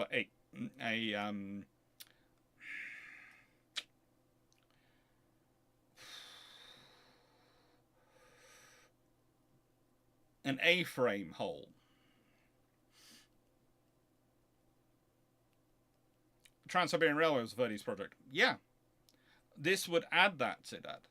So honestly, I would see the Trans-Siberian Railway being part of building up your extra fleet positions in the Pacific. So when we're talking about the Trans-Siberian Railway and it being upgraded in the 1930s, and to an extent that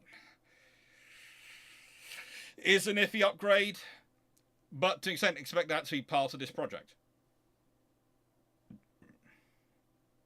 There are upgrades to the Trans-Siberian Railway in the 1930s. It is it's an interesting program. It was actually, I think it was part of the second 5-year plan and part of the third 5-year plan.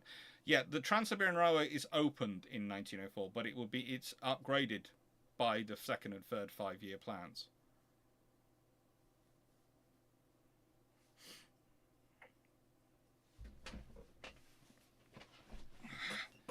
There's no please do not resist, Blackburn Maximus. It's just, would you like to... you'll be boarding the train.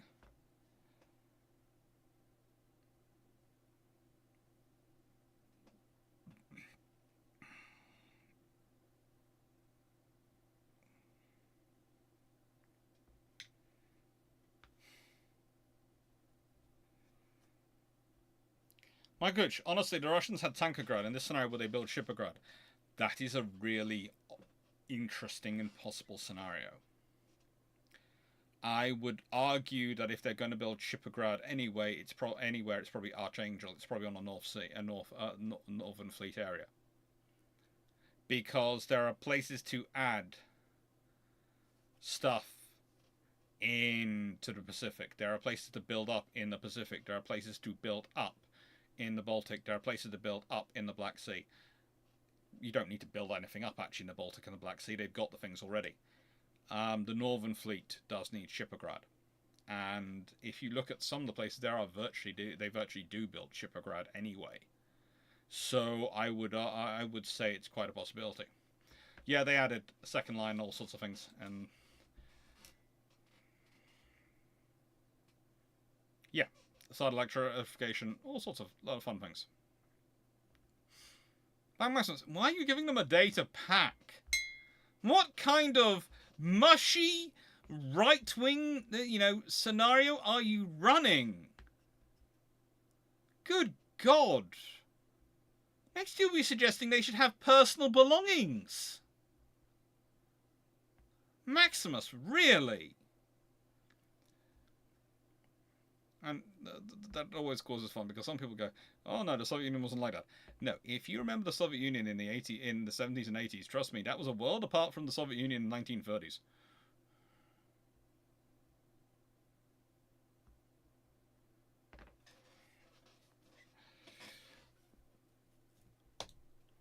So how did Britain and USA respond? For the Americans, it's rather simple. The North Carolinians come early. That's it. North Carolinians come early. Pretty much the US is fairly settled. They do flirt with a Nelrod-style arrangement earlier in the 1930s, but really for what they want, the kind of balanced shit they want for the kind of Pacific War they are going to produce, it's going to be the North Carolinians, and they're just going to come early. So, for Britain, though, it's more difficult. For Britain, it's a lot more difficult.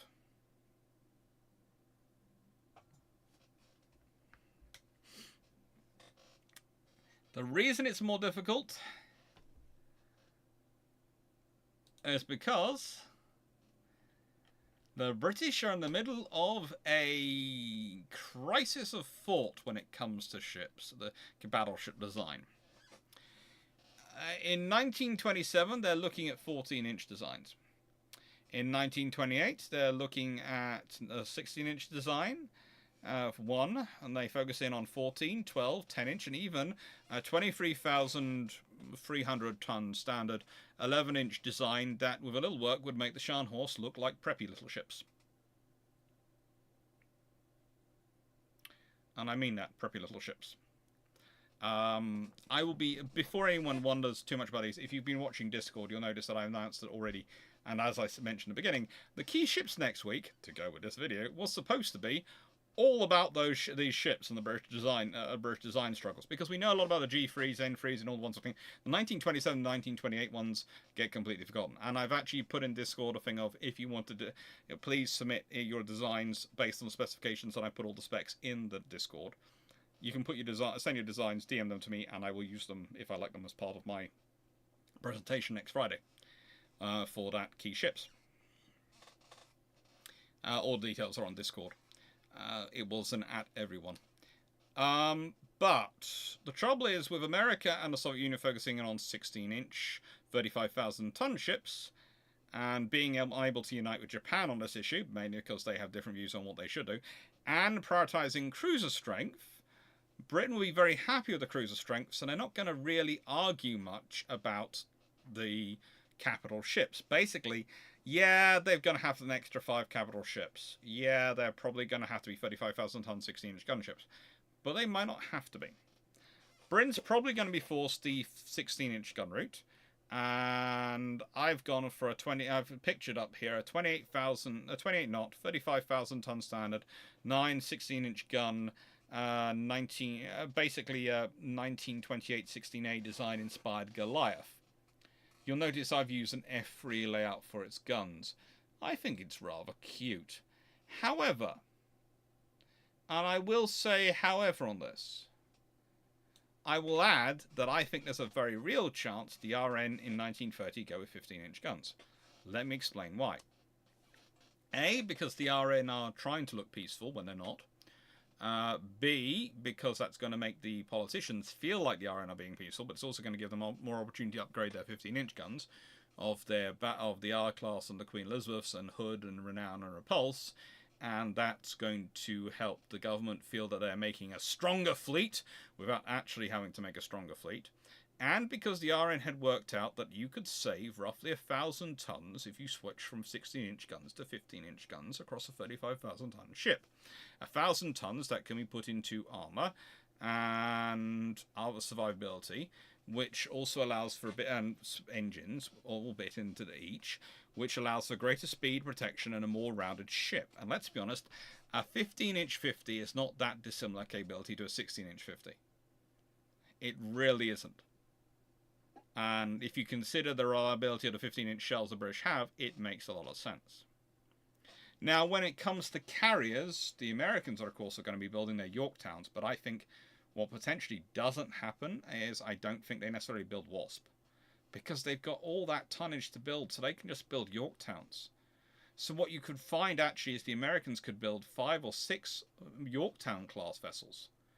They might be in 2 different subclasses. There might be Yorktown Enterprise Hornet, or Yorktown Enterprise and Wasp as your first 3, and then the Hornet subclass.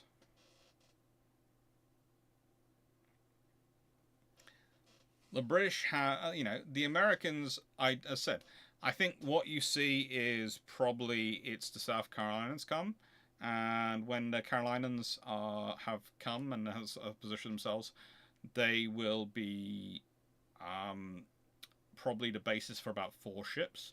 That's where I'd see them being produced, and I think then when they're doing more, they'll probably work in batches of 4 up, rather than the pair and pair as they did historically. And yeah, I think it's an interesting scenario for the British and for the Americans. I think especially if you've got the 5 ships building, I think that's going to tempt the British to go to 15-inch guns. Because with 5 ships to build, with a pair of them, they built the 16-inch ships, and they weren't really the biggest fan of the 16-inch ships. And the easiest way to get around admitting that they weren't the biggest fan of the 16-inch gun they built, rather than building a whole new gun and admit they mucked up with Rodney and Nelson, in that the gun's not a bad gun, it works. Please don't get me wrong, it's a viable gun. The idea it doesn't work at all and everything is terrible is completely wrong, but it's not as good as the British could have made it. And remember, it all comes about due to some false positives they get in testing of captured German equipment, and their ideas based on that. The whole point, that's the problem for the British. They get the false positive of testing. This is the whole point. Testing can lead you down false positives. I think the 15-inch gun is a likely route for the British. I think you're looking at 9 15-inch gun ships. I think you're looking at probably 28-knot ships. Maybe they push for 30 knots. If they're 15-inch guns, they could probably get into 30 knots and not skimp much on the armor. It'll probably be about the same armor. So if they've got 5 30-knot, perhaps they'll be called fully armored battle cruisers. Perhaps they'll be called fast battleships. Who knows what the British will call them? But they'll be de facto will be fast battleships. The reality is that's going to give the British a very, very strong footing. And that's going to be something they can build. And also, if they have got the 15-inch 50, if they have gone that route, they've got those guns, they can go that route. Well, they can upgrade the Queen Elizabeths, they can upgrade the R's, they can upgrade all of them with far stronger weaponry, and that's going to have a big impact on the wider Royal Navy fleet. Because again, that's not much of an effort. Now, they could go with 15-inch 45 guns, which is another gun caliber they do look at, or they could go 15-inch 50s. There are options, but either way, 15-inch guns are probably a sensible route for the British to go.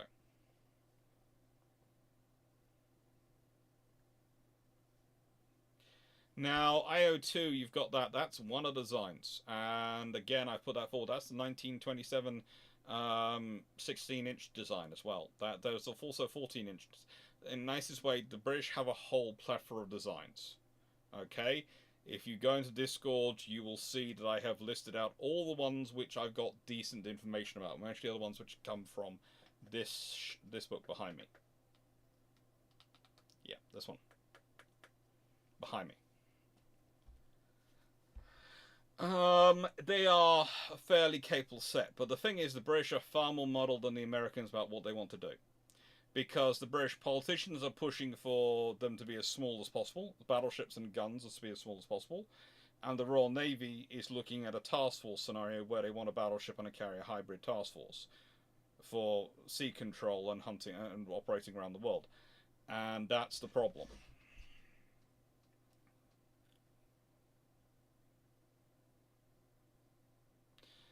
Black Max, would the Soviets try to build anything under the 750-ton ship allowance and 2,000-ton ship allowance? Probably.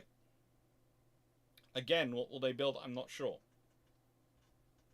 because that's going to depend on their infrastructure capabilities.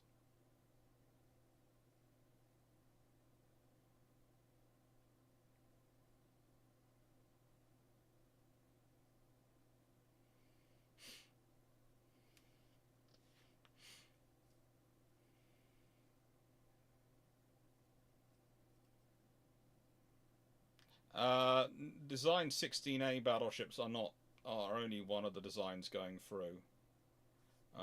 Again, if I want to pull up a slide here, I can. I'll pull up a slide from that presentation. I've got a whole presentation which is coming out next Friday. As said, it's in Discord. All the slides are in Discord because I've put it open for you all to put pictures in. But if I go down to Key Ship 7, will be the one it's in. Independence onwards, Key Ship 7. There you go. And if I go down to it and I find that one, yeah.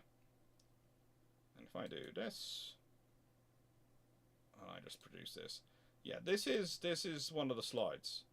And this slide is the 12-inch, 10-inch, and even 11-inch designs from 1928. 29. So when someone says that the British were planning on building Type 16A, I go, the British have about 30 different battleship designs going at one point. They honestly do. It's absurd. I think the reality is they get forced into doing this. I'd say the 15-inch one is the closest they can get to building a reduced ship, while still building something which is appropriately sized compared to considering everyone else is building 16-inch ships.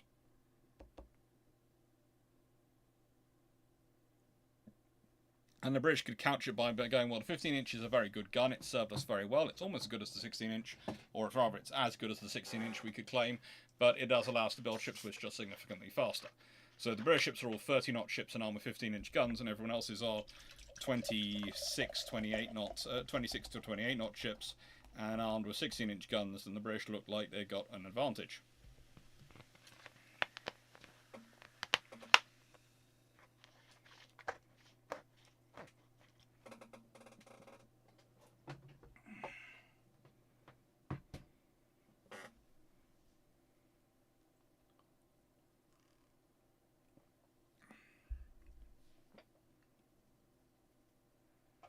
Do those USN North Carolinas and have Quad 14?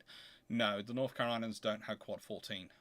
They're going to have 16-inch guns. In any world where the Americans are building it, the Japanese are building a 16-inch gun ship, the Americans are going to build 16-inch gun ships. The only ones who might build differently are going to be the British. And the reason the British do differently, and might do differently, is because of that 1,000 tons, which allows them to build a faster and better balanced ship.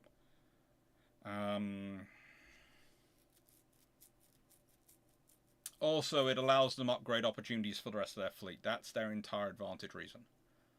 15-inch, and 15-inch is considered the historical British battleship gun at this point. Basically, the Queen Elizabeth and class have managed to have that impact on national psyche that much. You know, Vanguard carries 15-inch guns. It would not be unusual for the British to build a 15-inch gun battleship. You know, this is the reality we're talking about.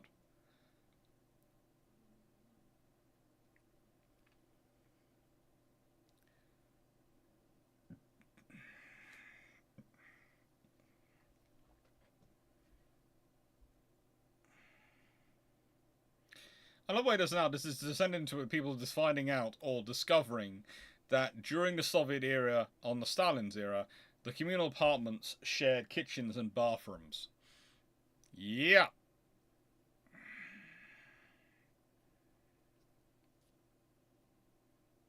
But you had a bathroom and you had a kitchen, comrade. That was a great benefit. Great leap forward. No, that's the other regime, isn't it? Yeah. I keep getting my regimes confused. That's just so wonderful.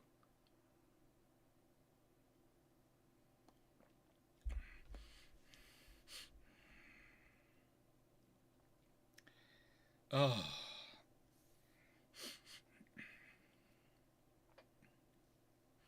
Mouse forgot. Black Mouse forgot this wasn't Stalin's Soviet Union. This is the trouble. There is a difference when we're talking about Stalin's Soviet Union. If King George V is still alive at the time of his invasion, what different name would they pick? Probably King George V, because it's only his son who starts the precedent because of mainly dealing with his brother, the prince, who and his resignation. It's only because of Edward and Wallace that they start the process of naming after the previous monarch rather than the existing monarch. So yeah, this would either be more admirals or they'd be King George V's.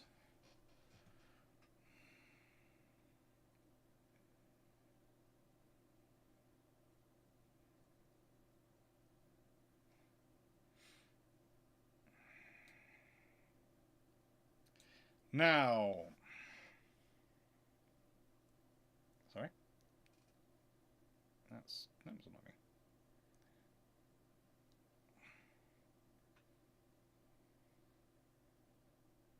That's better.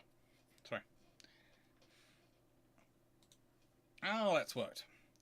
What about France and Italy? Well,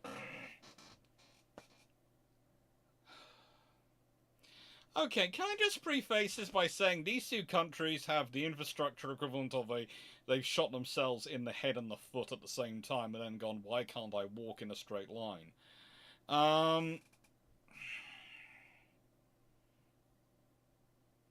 Thank you, Fananko. Yeah, please do save it for Discord if it's not safe for the kids, for the little cousins. I'm seeing a lot of cousins over not this weekend but the weekend the next weekend, and I like my limbs attached to me. Okay, so there are going to be a lot of cousins around me within a short period of time. I like these as attached to my shoulders. Okay, just putting that out there. Just putting that out there.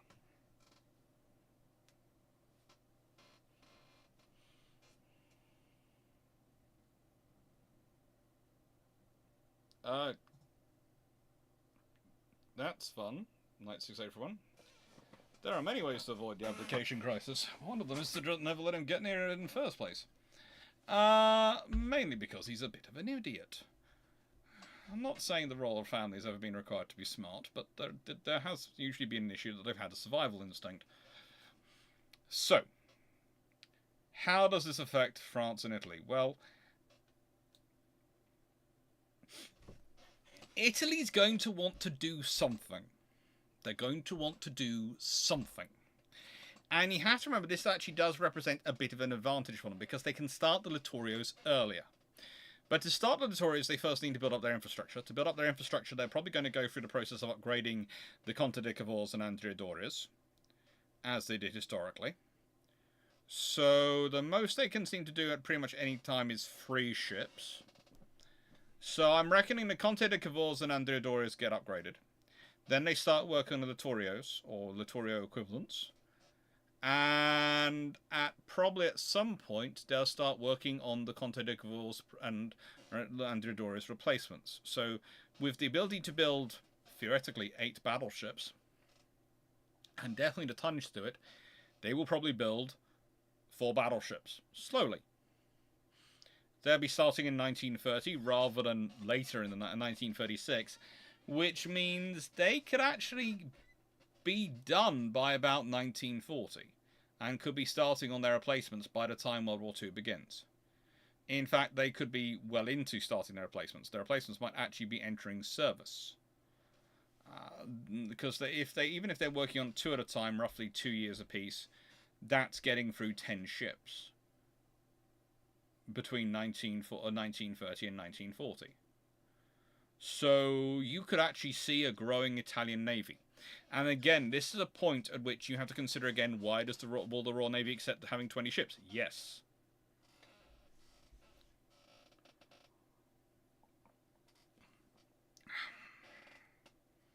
No, that squad, in the nicest way, it's got to be Edward VIII having an unfortunate meeting late at night with the late the late Queen Mother, as she became known after her daughter ascended the throne, armed with a piece of armed with a stout piece of 2x4, and probably a nice glass of champagne. Because let's be honest, that's what she used to like.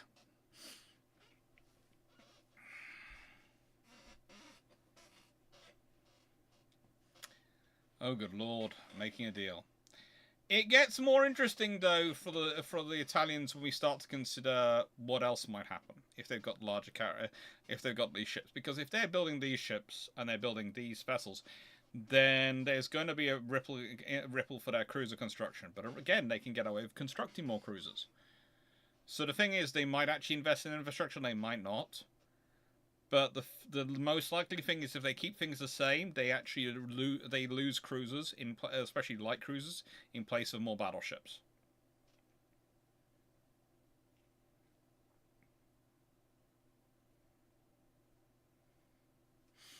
Now, Maximus, you've now gone on to the we did the Royal Navy. Don't take this the wrong way, but as far functionally as you can think about it, in the 1920s and 30s, the Royal Navy, doesn't matter if it's the Canadian Royal Navy, Australian Royal Navy, New Zealand Royal Navy, South African Royal Navy, Royal Indian Navy, or the Royal Navy, are functionally one. So expect an expanded fleet. They might well get something. In the nicest way, if the Royal Navy does go to full fast battleship route, i.e. getting those 30-knot ships, then it might be that the Australians get the modernised Renown and Repulse. That might be what they get. There is a possibility of that one. It's going to depend on what battleships the Royal Navy goes for. Okay?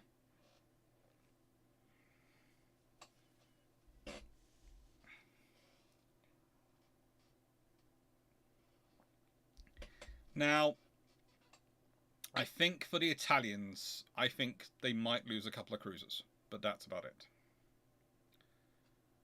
But they would probably end up with 8 to 10 battleships in service by the time of World War II, if it took place historically when it did. And it's going to be a good reason it might not take place historically when it did. For the French, well, this is where it gets interesting for the French. So, the Dunkirk class, the saga that leads the Dunkirk class, does have this rather interesting 12-inch gun battleship armed with 12 12-inch guns based on an enhanced Suffren class. And honestly, I could see this actually getting built in this scenario. So this could be what the Dunkirk class looks like under this scenario.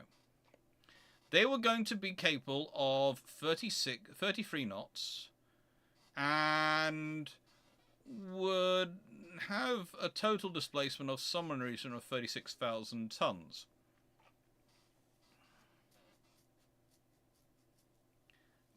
They might get more of the cruisers. The nicest way, if Britain's, they've already got quite a lot of cruisers, etc. But if Britain's now got able to have 20 heavy cruisers on strength and a lot more than light cruisers in terms of their underage strength and their overage, and then they've got overage as well ships. I think that is going to affect the Australians. But how's it going to affect the Australians? It's going to depend on how much they're prepared to pay for.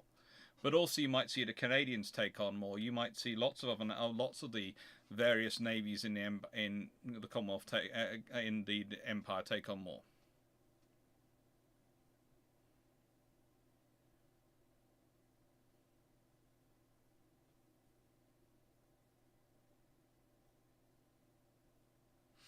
I don't think they get to be able to replace their entire fleet or anything like that.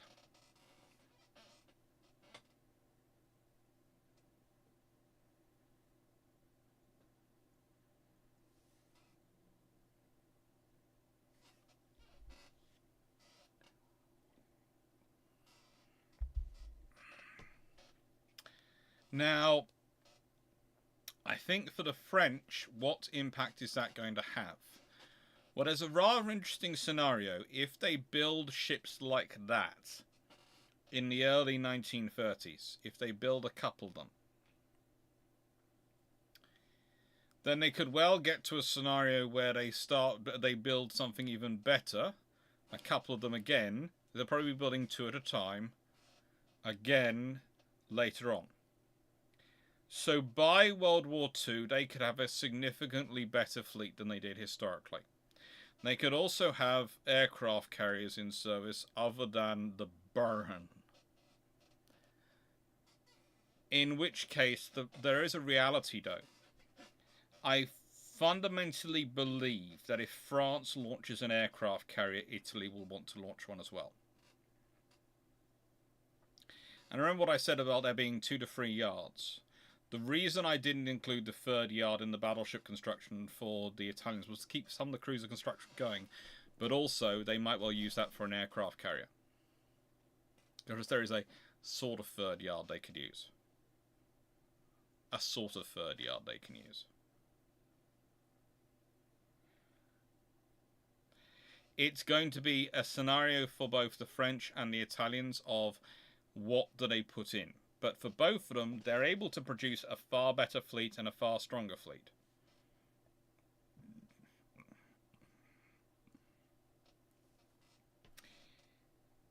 And right then.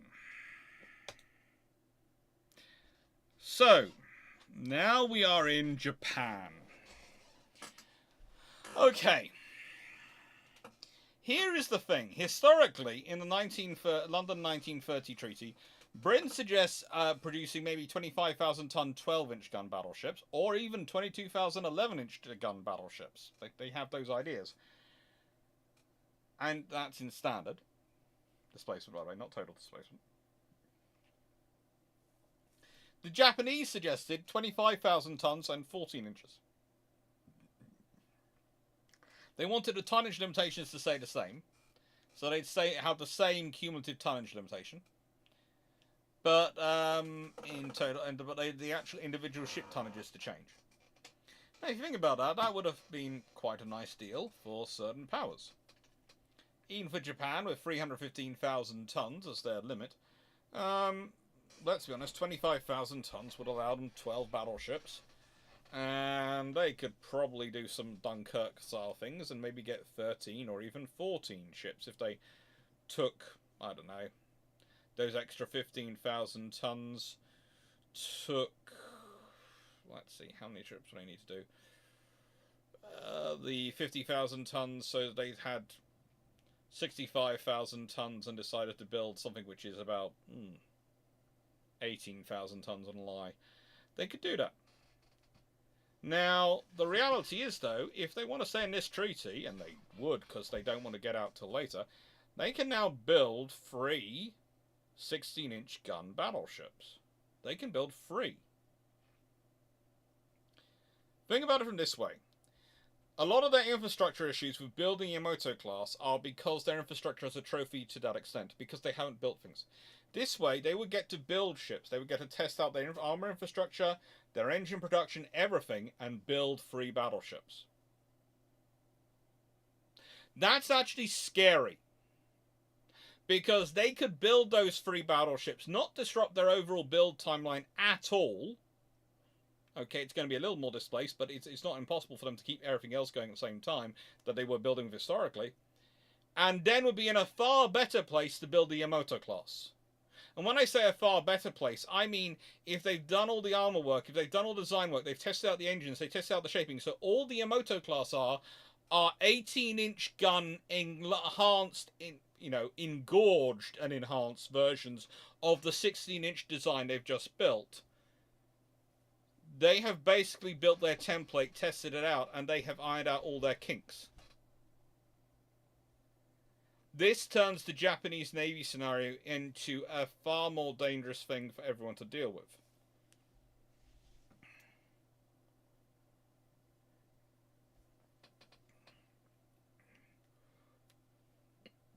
It also could well have other bearings on it, because for the Japanese,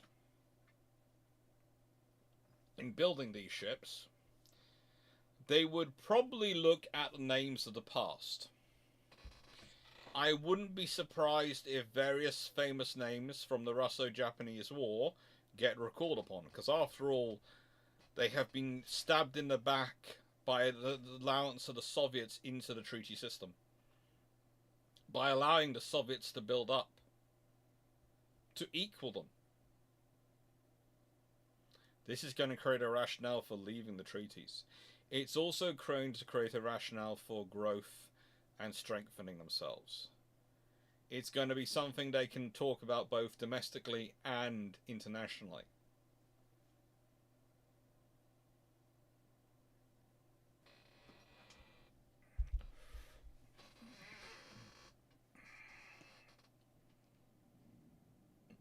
Also, another more important thing is, they will be able to build more carriers.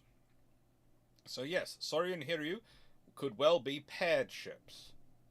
Now this could mean that things like the Kido Butai might well get actually organised a lot earlier than they did historically. Historically, they basically come into existence in 1940. That's pretty much when they start to come into existence. Someone once said, why weren't the Americans preparing for them in 1938? They didn't exist in 1938. But the thing is,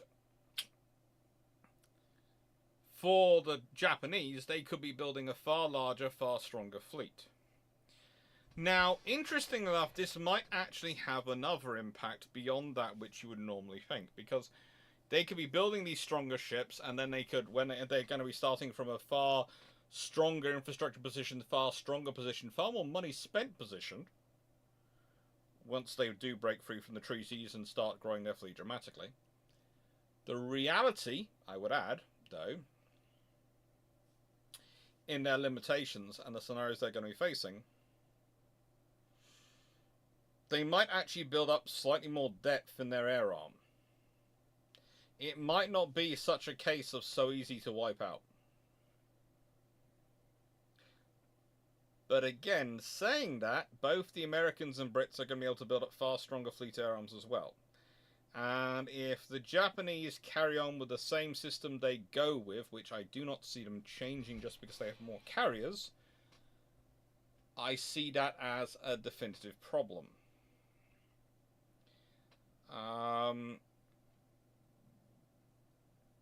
I think the reality is for the Japanese, they are going to be larger, but they're not going to be any better at sustainment of force. And the trouble is, for the Americans and the British, they will grow larger, they will maintain their capabilities of sustainment, and in fact their capabilities of sustainment will probably increase because of the way they do structure their forces and structure their training their forces. For example, if Britain has built 2 Ark Royals and probably more, because again, think about it. We are basing on the idea of the British building the Ark Royals and then building the Usher's class because they're needing to replace. Remember, they're going to have clear blue water between their tonnage they have and the tonnage they can have that they're going to need to build. They might not want to build 2 Ark Royals, they might build 3 or 4. And if those Ark Royals are, like I suspect they will be, going to be closer to 24,000, 25,000 tons than 22,000 tons, as Ark Royal was historically, I reckon she gets armour. I reckon she has the torpedo defense she wants, but I also reckon she comes closer to the illustrious class. So it might not be the British build the armoured carriers, because they're already getting an armoured carrier. They don't need the concepts of the strike carrier and the fleet carrier, which they operate with. They can produce a single carrier that can do the role, that can do the strike and the fleet work. It can carry the strike air group. It's armoured enough to do the fleet work in a British position. It's not going to carry the same volume of aircraft as the Americans do. The Ark Royal doesn't carry the same. It carries more aircraft than the illustrious class, a lot more aircraft, twice the strike group, twice the air group than the illustrious class. But it still doesn't carry as many as the Yorktowns or the Essexes do. But that's because but it will have the armour of the illustrious class. And the American Yorktown and Essexes will probably also be bigger. They will probably be about the same tonnage. They will be bigger as well. And they will carry even more aircraft, more than likely, knowing the Americans. And it's probably going to be similar to the Japanese. The Japanese carriers are going to be bigger and slightly better.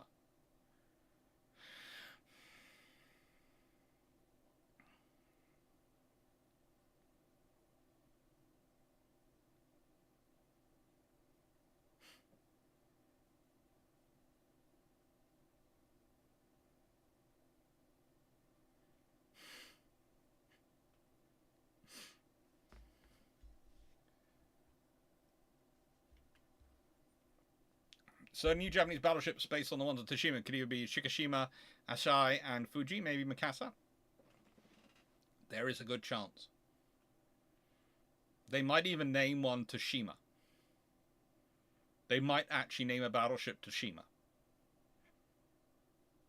There is a chance. Mikasa is already concreted in as a museum ship. So I don't think they name one Mikasa, but they might name one Tsushima. And Shikishima and Asai, or might well be the other two. I would expect it to be very Russo-Japanese war themed. And again, what you have to remember also is everyone's going to be reacting to everyone else. So what the Americans build as a carrier, what the British build as a carrier, and what the Japanese build in carrier is going to be interesting. So the point I would make is the British could end up with, of their Ark Royals, their new Ark Royals, they could order 6 of them. They could build 2. They could be starting the construction in 1936. Well, in 1930, 1932. So think about that. You could have 6 of those vessels in service by, well, they could build 2 by 1938 easily. That's quite possible for the Royal Navy. That's quite possible for Britain. That's not going to stretch Britain's bank. If Britain is building 2 battleships every 2 years and a pair of carriers every 2 years, they are not stretching their economics. They're building some more cruisers, etc. Yay, they're happy. But they're not going to be stretching anything, but they can build up to their treaty limits.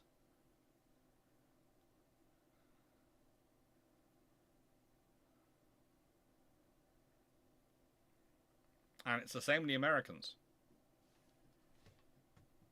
We often judge naval races and naval expenditure. We sort of think about it as being a huge expense that's going to break the bank. It's not in this period, and it's not even today.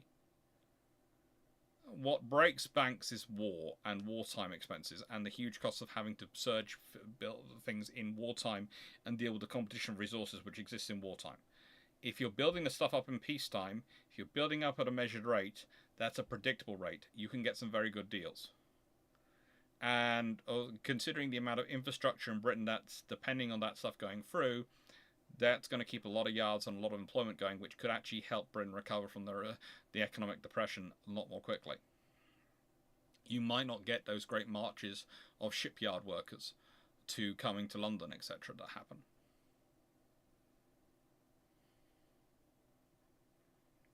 And with more carriers around, there's probably going to be more of an incentive to increase AA arms. There's going to be more exercises. If you've got more carriers, you're going to have more exercises with carriers. You're going to have more testing. You might well increase AA armament. You might well increase work on other things. There's going to be lots of extra funding around and lots of extra things going around. One of the things which is really interesting to me is with these number of ships coming in, you might well get the 4.5-inch dual-purpose gun worked on a lot earlier, or the 4.7-inch dual-purpose gun. So the thing is, you might end up with your destroyers in World War II having, for Britain, having the armament that really makes the biggest difference, a proper dual-purpose gun.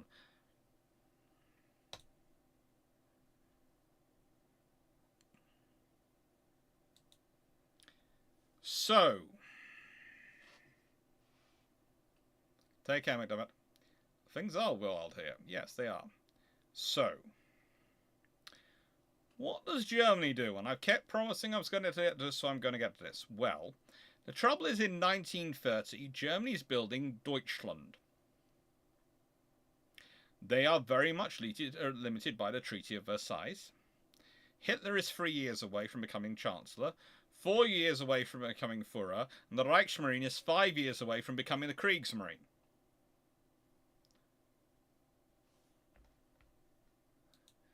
If we consider the Scharnhorst class, which are the absolute best the Germans can build when they lay them down, they are laid down in 1935. The same year the Reichsmarine becomes the Kriegsmarine. Okay? So, and they will take till 1938 and 1939 to be commissioned, respectively. And the trouble is, here's the scenario. By the time they're launched in 1936, the Soviets could be commissioning 4 ships. 2 in the Baltic and 2 in the Black Sea. Let's be honest, the Germans have 11-inch guns on their ships. The Soviet battleships are going to have 16-inch guns. They might have paper-thin armour, but on paper, their 16-inch guns are going to look horrendous. Germany was crippled by the Treaty of Versailles. Germany has tried to grow herself back. True. But honestly, she doesn't accomplish a lot. She hasn't managed to grow herself that far. There is a reason why I always say that the Italian Navy is the stronger Axis Navy until the Japanese join, and then it's the Japanese. The German Navy gets the headlines and gets the random surprises, mainly because the Royal Navy spends far more time watching the Italians because they're the far bigger threat as an overall force. The Germans are maybe mainly a product as a threat as a surface raiding force. Well, the thing is, if you're the German fleet, they do this running about when there are gangutts to deal with. The Soviets have the gangutts. Now, they're not going to get rid of the gangutts until they have to. Okay, they only have roughly 3 of those wandering around. But where are they mostly? In the Baltic. So in the Baltic, you have a fleet, theoretically, of 2 gangutts and 2 of these new Nelorodskis. That's a lot of firepower for any German fleet to deal with. And yes, you will point out quite rightly, what about German air power and German air strength? Yes, I will agree. But as I've been over before, on a video quite recently, German anti-shipping torpedoes, air-launched anti-ship torpedoes, are atrocious. Okay, maybe they change history and they find the money to do them, but if they find the money to do that, they don't have the money to do something else. And yes, there is my usual I'm so tempted to call him here, but I won't. Gentleman who shows up who was telling me about the greatness of the Ju-87. And how the Ju-87C became the basis for the Ju-87R, which was an amazing aircraft. And I was going, no, it wasn't. It wasn't, but you can believe what you like to believe. The thing is, again, if these have been a hero projects, if they've been focused in on them, they're going to have invested in defending them. They're going to have fighters around. They're going to have things like sort of organized around. Michael Gooch, getting video stutter. Your lip sync looks like spaghetti western. I don't know why you're having that trouble. I don't think I'm anything my end. Thank you, Idris Verdun. You met the Italian rugby team on an EasyJet flight. Yeah, enjoy. Just got back from Rome. Ooh, hope Rome was nice. Pretty much the reality is the Germans are going to be up the creek without a paddle. Up a very specific creek without a paddle. Ship creek without a paddle. And that is a problem for the Germans. For the Germans to come out this at all in any strength, they either have to abandon their heavy ships completely and go completely with a destroyer submarine approach, which, I'm sorry, Hitler is a dictator. And he has an ego that's directly inversely proportional to the size of his dictatorship. And that ego demands he have big ships that makes his dictatorship look bigger. It's the equivalent of a middle-aged man with a very, very long-nosed car, long-bonneted car. Yes, I've got a big engine at the front of my car and a massive bonnet. It is in no way substituting for anything. Yeah, it is the equivalent of that for dictators. This is why Stalin will have had his battleships built. And this is why Hitler will want his battleships built. So, you have a problem for the Germans. They, at best with their infrastructure, can build the 2 Scharnhorst and the 2 Bismarcks. That is literally the best their infrastructure would produce. If they could have built bigger and better, they would have built bigger and better. But to build bigger and better, they needed to stop building and build up their infrastructure, which would require a lot of money and also mean they wouldn't be building anything, which means it would take longer for them to get anything. Calvin Gasberg, my microphone is literally going into the red on the transmission with my volume. I cannot do any more than I'm doing. So, you have this as a reality. The Germans can't do better than they're doing. Unless they get a massive investment and no one objects to it. And let's be honest, who's likely to object to them actually building up a big fleet? Stalin and the French. And they'll actually both be building ships at this time period.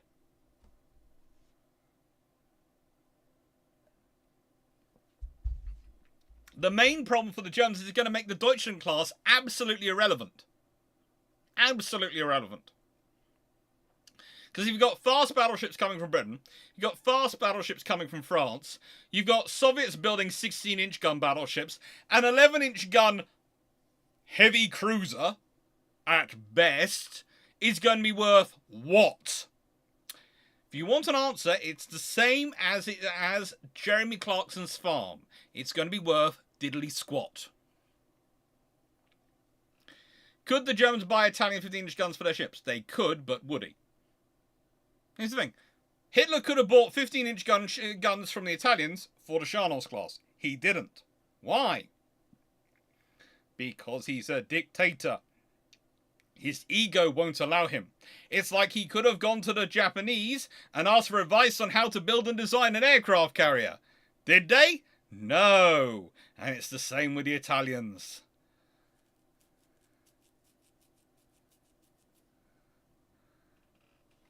Hi, Jacob. I just reduced my top volume not to be blasted away by the Doc's little rant. Yes. In Canada, we have moved on from long cars to lifted pickup trucks. It's the same thing. It's how high is my truck lifted? That's how low I wish I was. It's 11-inch sub 30-knot heavy cruiser for that matter. Yeah. It's just not. It's a case of, yay, we've got this. They've got a 30-knot 15-inch gun battleship and renowned repulsion hood. That's the British. The French have got a 33-knot 12-inch gun battleship. The Soviets have got a probably 26, maybe 28-knot 16-inch gun battleship. And I've got this. This does not make me feel good. This does not bring me joy. If I was on that whole saga of I only keep stuff which bring me joy, at that point I'd be getting rid of this. Giving it to the Albanian Navy and crying.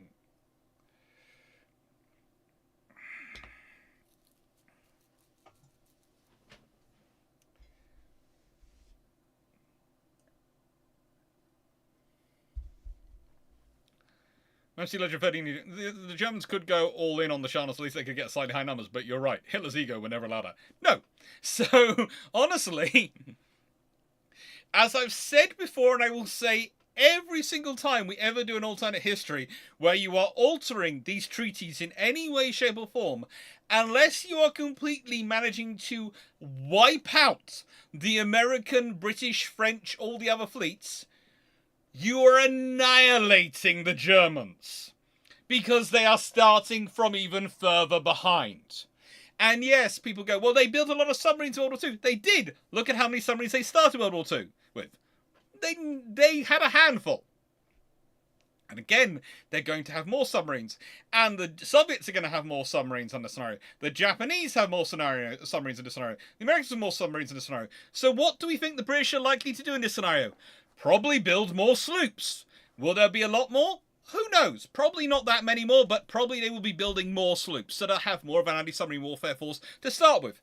Will the Germans have magically managed to build more submarines by the time war begins? No, because of their infrastructure, and because they put Goering in charge of building that infrastructure. Let's be honest, you have one Hitler, who has a gigantic ego, who's demanding massive projects, and you have Goering, who has a massive ego, but could not run a piss up in a brewery. Excuse the French, their little cousins. He just couldn't. He has to have all the alcohol brought in and other people serve him so he can actually get drunk. And all the other stuff he needs to do. He can't actually do it himself. So, this is your problem. These are the two people you have in charge of the German infrastructure at this point. And so it doesn't matter how good Admiral Raeder is. It doesn't matter how organized Admiral Raeder is. It doesn't matter how much effort Admiral Raeder puts into it. He still has to deal with those two people. He doesn't have a choice in the matter. And he cannot magically make infrastructure appear out of nowhere.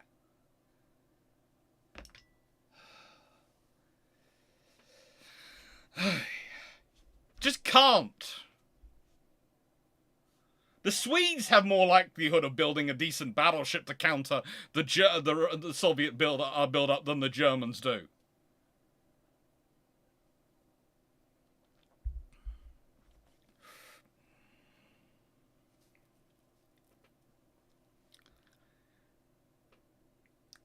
Goering also has a drug problem that makes Scarface look sober. Goering has a drug problem that makes would actually make most elephants collapse. Honestly, no, so it actually would probably kill most elephants.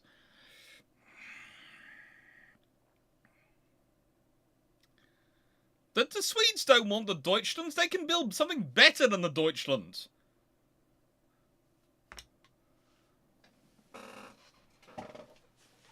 If you want, Stephen Rutherford, if you want an interesting fun, have a look up all the armaments factories in Sweden.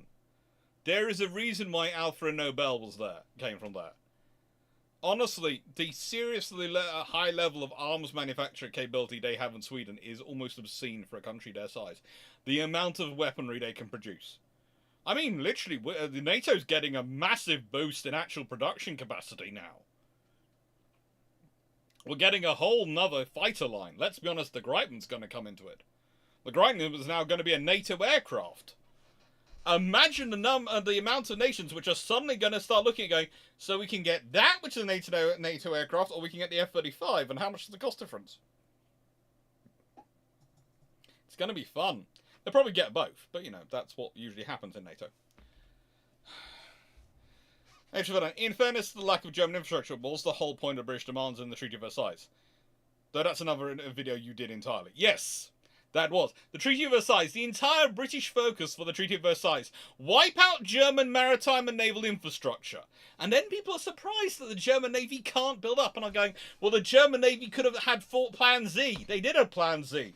That Plan Z was worth about as much as toilet paper is after I've used it. It was a case of we could have this plan built by about 1950. Maybe 1956.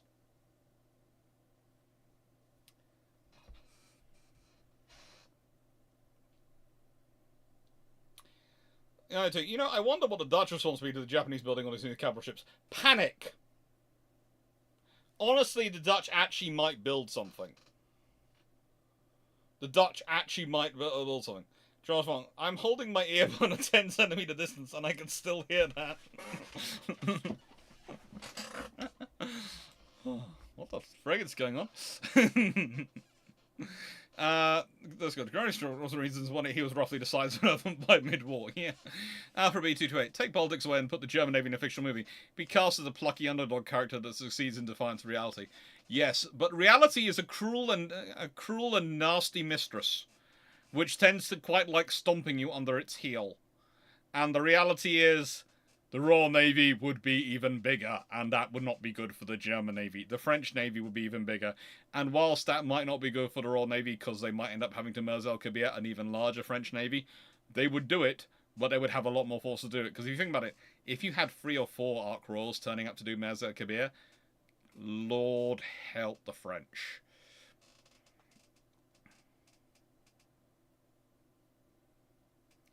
I can understand, but Gripen's a useful capability because it's got, still to my memory, it's got rough strip capability. And that's actually easier from some nations to accommodate than vertical takeoff. And there's all sorts of fun things with the Gripen. It's a useful thing to have in. Let me see that funny. It's unfortunate for the Germans that those two have such huge egos, but going all in on the Scharnhorst would be Germans' only option for them to potentially have a decent sized fleet. Yeah. The trouble is the Scharnhorsts have 11-inch guns. They just need to do so much work.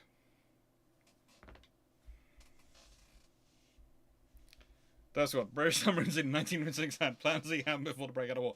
Oh, targets. Yeah, that is the other thing. There is, if anyone wants to find out what Royal Navy submarines were up to in World War II, just have ask the question of the Ranger Marina, the Japanese, and the Germans. What happens to the Königsberg class? The Royal Navy also has trouble with submarine torpedoes in World War II. People like to believe that the Royal Navy don't suffer from submarine troubles or torpedo troubles, but they do have their issues with their submarine torpedoes as well. Not quite the same reason. They tried to use the same duplex style system on all their systems, on their surface launched, their air launched, and their submarine torpedoes. And they have differing problems with each variant, because it turns out that a system which is designed to deal with the scenarios of one launching methodology doesn't necessarily survive dealings with launching the situations of launching of the other launching methodologies.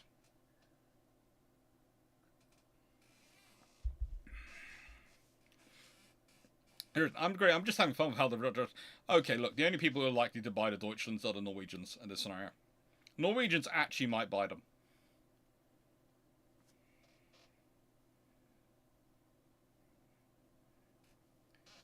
Not rough strip, but like 700 meters stall capability with maintenance and rearmed on like 2 trucks. Yeah, there are a lot of interesting things for the Gripens. I would say I wouldn't be surprised if the Polish look at them seriously. I know that's a completely different video, but I wouldn't be surprised if the Poles take a good look at them. And I wouldn't be surprised if perhaps the Baltic states do as well. Because think about it from the Baltic states' perspective, if they go Gripens, if you think about it, the odds are, where's their strategic depth if they want to move their aircraft back and actually still operate them? The easiest place to extract them to is Sweden across the Baltic, and then they can still provide air support if there's enough of them to support their operations in the Baltic states. Sort of scenario. So again, going with Gripens would mean there would be a domestic supply scenario for them. So there are options there. Black Moses, dude, in this scenario, gonna cry.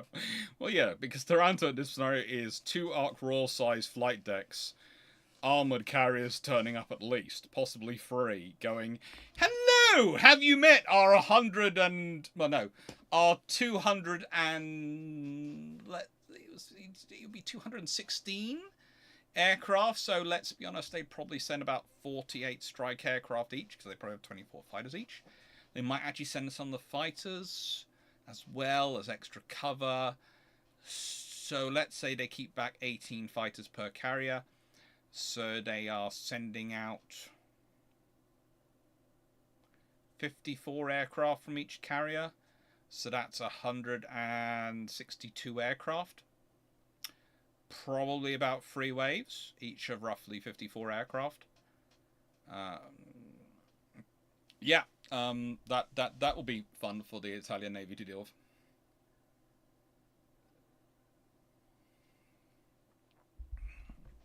Oh, the Polish are looking at everything. The Polish are looking at everything, but mainly because they are looking at their border and going, we don't like the thing that's the other side of the border. We're worried about it. It's getting less and less predictable.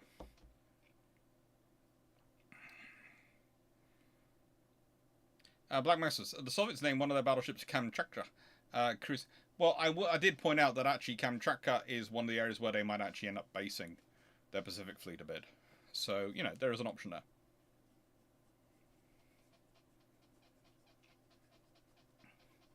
MC 113 is slightly off topic, but what if Austria gets to keep a small portion of the Adriatic coast? Italy would have been royally annoyed with that. And Anschluss would have been a lot harder under that scenario, because Italy would have been really, really annoyed with that, and that would have been. Remember, Anschluss, the big danger for it, as far as Hitler was concerned, was Mussolini reactions over it. If Austria had kept some of the, it's going to depend on what infrastructure they have there, what they can send there. But yeah, the Germans might have some kind of forces in the Mediterranean, but is that going to change much? Look at how big their fleet was. They get U-boats out there anyway. It's not really going to change things.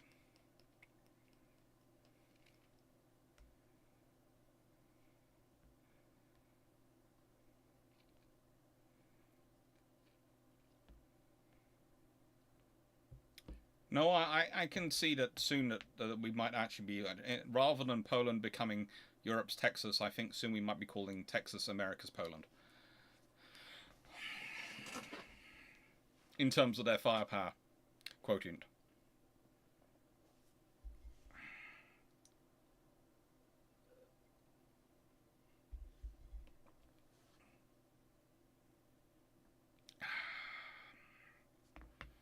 Anyway, so summary, and then we'll do questions, and then I'll have a bit of a comfort break, and I'll be on Discord for anyone who wants to chat for at least an hour or so. Okay. So, and I always like the people turning up to the chats, and as I said, we've got all sorts of things running on Discord at the moment. We've got a competition. I'm really trying to do a lot more in this channel because, as you know, we're moving. My bank balance certainly knows we're moving. I'm currently incredibly poor. Between books, one of which arrived today, I have to admit. A really cool book arrived today. Where have I put it down? I have put it down somewhere. There's the package it came in. Where have I put the book down? Where's the book gone down? I had it not that long ago. I have to translate it. So where did I put it?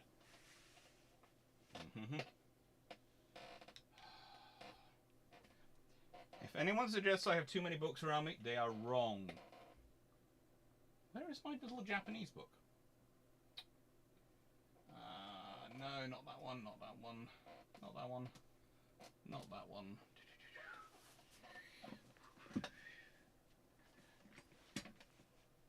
No, it's not there.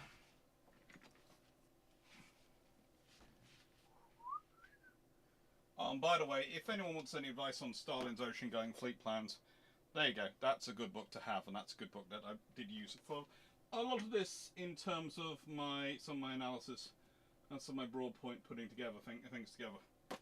No, it's not there. Not there, not there, not there. I've been rearranging all these books today. So I did get this, but yes, have I rearranged books on top of it already when I was organising things? That's probably what I've done. No, not that one. That's the Sino-Japanese War. That's the rise of the Japanese Imperial Navy.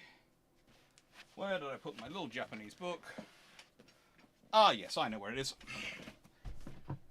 There we go.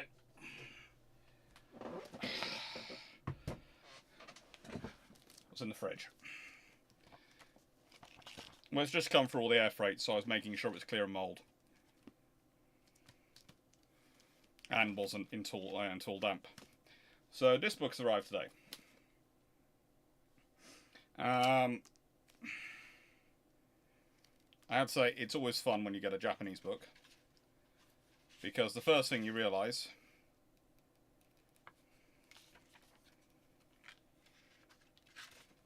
is that it goes differently. It's always fun when you forget it and then you open up. But I've got to get this translated. And this is a very cool book. A very cool work.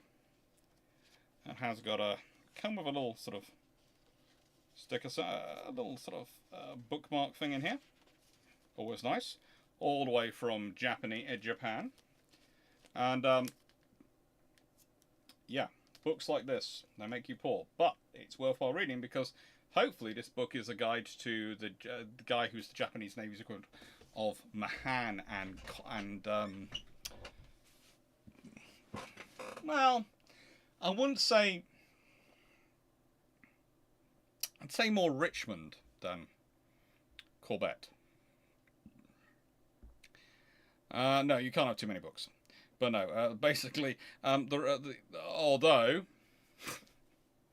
I kid you not, it looks like the books from this house will be requiring an entire 40-foot lorry on its own. We had a moving company out here looking at our books and looking at stuff, and they went, yeah, it's not so much the volume of books, although that's going pretty big. The weight of them and their density means you might require an entire 40-foot lorry just for the books alone. That's fun. So, summary. This is a nightmare for Germany, but for everyone else, it actually creates some interesting scenarios. It could actually make Japan feel stronger and more secure, which may change some of their scenarios. I don't think it does. I think they still leave the treaty system when they do. I think for Italy, it's going to mean they're going to be concentrating on building up things, which is going to be interesting because it might mean they don't have the resources to go adventuring and causing trouble in Abyssinia, etc. I think for Britain and America, it causes both of them to start their rearmament programs about 7 years earlier than they do historically. Although those won't be rearmament programs because they'll just be building up to the treaty limits. But there'll still be a soft start to their rearmament programs, which will mean their infrastructure will not degrade as much in the case of the British and will actually be in a better place to go up. I think you find the French and the British are both far more strongly armed, which might give them more confidence if telling Germany no about things, if they don't want to do it. And I think you find the world a very, very different place in 1939. I will say this. 9 years is going to be a very long time in history. And I honestly don't think you have the same scenario with World War II. I don't think you have necessarily Hitler feeling confident enough to do what he does historically. Why do I say that when it's not really naval power, it's land power? I think what I mean by that is he will not feel like he has control of the Baltic. Now, again, he historically gets Stalin on side for the dividing up of Poland.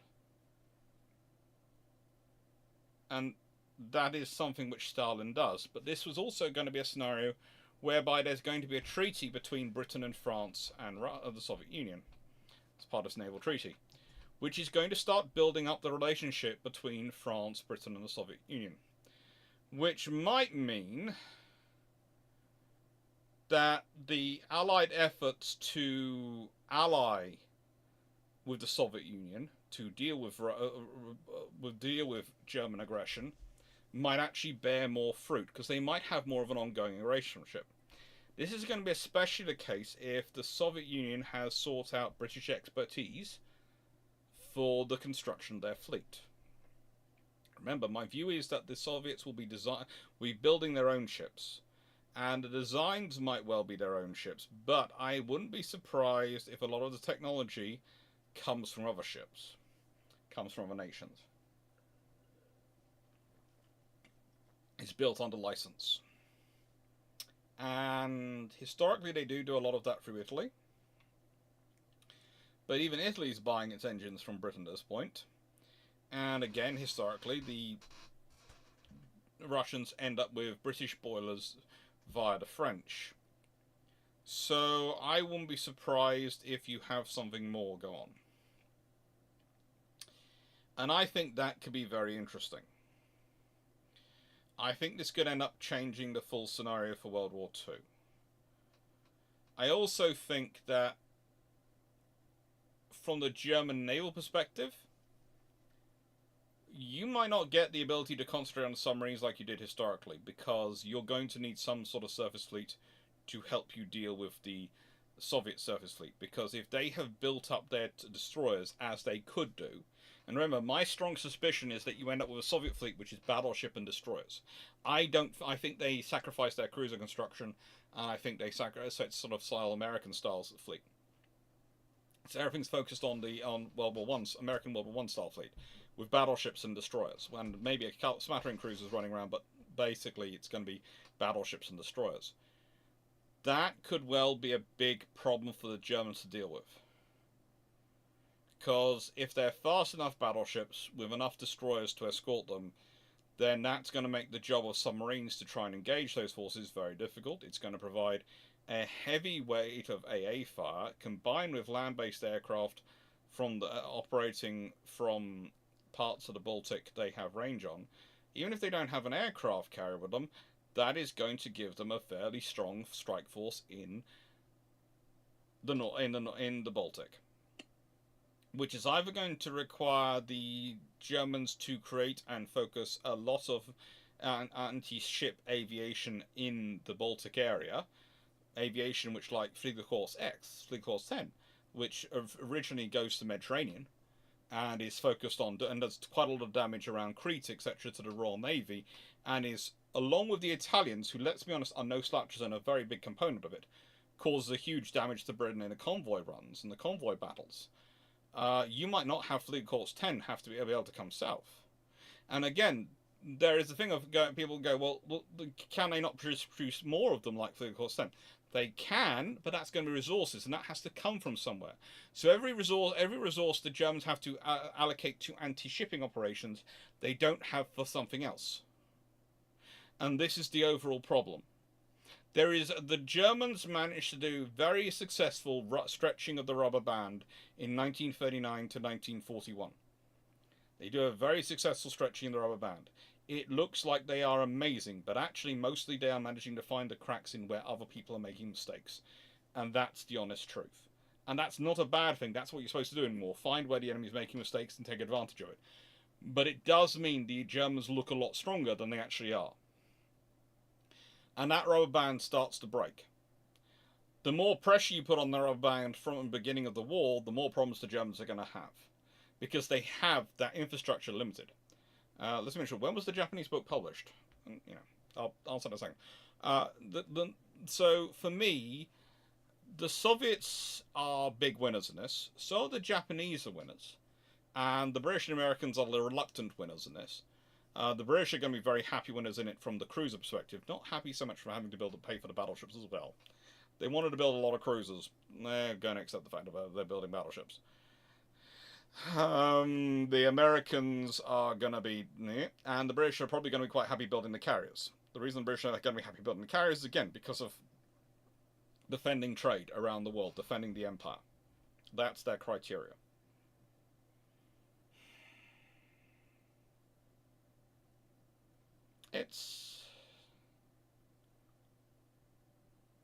Overall, I think it's a fair and more equitable treaty. I really do. I think it could be funny from a perspective of,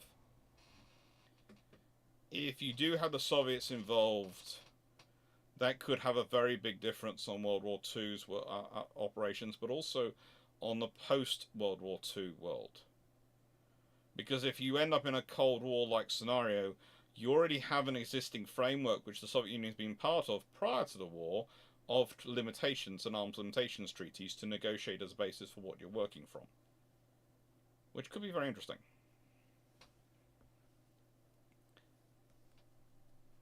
And yes, honestly, if there is a World War II historically, then again, the point I would make is you're going to have the ships you're going to be dealing with. If you consider it, the British will be building the King George V equivalents, i.e. that generation, in the early 1930s. Then they'll be building the Lions, when they historically built the King George V's, and they'll be working on the Lions successors when they historically were starting on the Lions. So who knows what they could have, and it's also going to depend on what the Soviets have built, because again, if the Soviets have been building battleships this whole time, they're going to build better battleships, and they're going to be faster at building battleships. So the Sovietsky Soyuz class here, as pictured here, well, who knows what their equivalent timeline, as when they're actually being built, would have actually be, and it's more likely to get completed, because again, the Soviets will have battleships in the service, so they'll be replacing them in service, and they'll have aircraft carriers in the service. So it's going to change it a lot.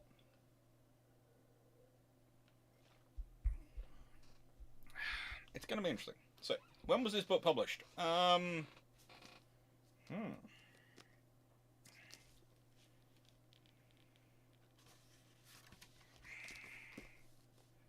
Would really help if I stopped being confused by the blue bar.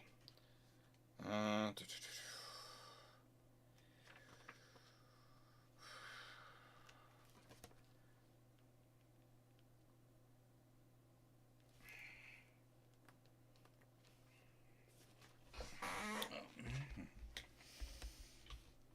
have its dates.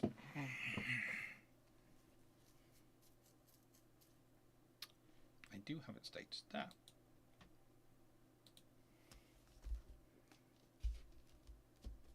Oh, Railway Empire Steam from my Steam list is on sale.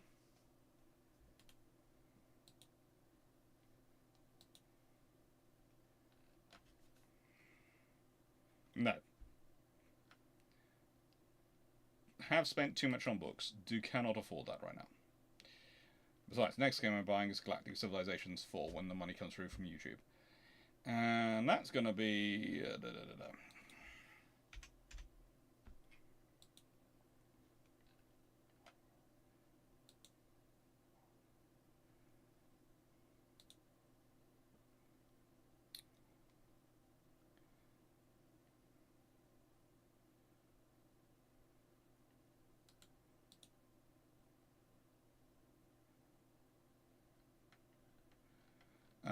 it was published in 2006. The book.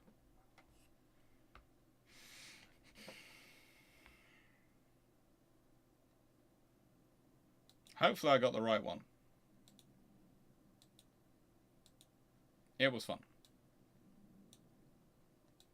It was fun. So, before I take my break, any questions? And then I'll be on Discord.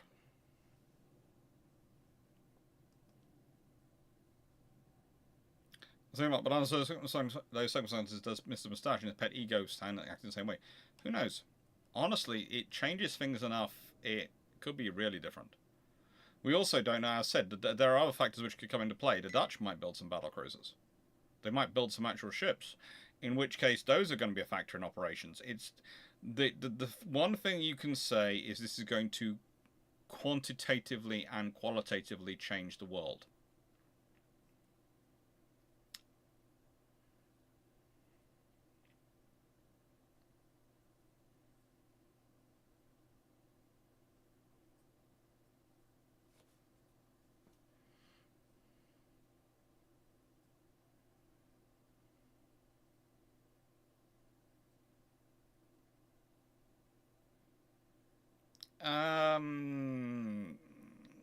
Derp Squad, you're not quite right on that one. I'm not going to get into the details because I don't discuss those things, but the idea UK has moved all fighters to 2 bases to reduce costs is something which is touted in certain quarters of the internet, but it doesn't actually add up once you start looking into the details.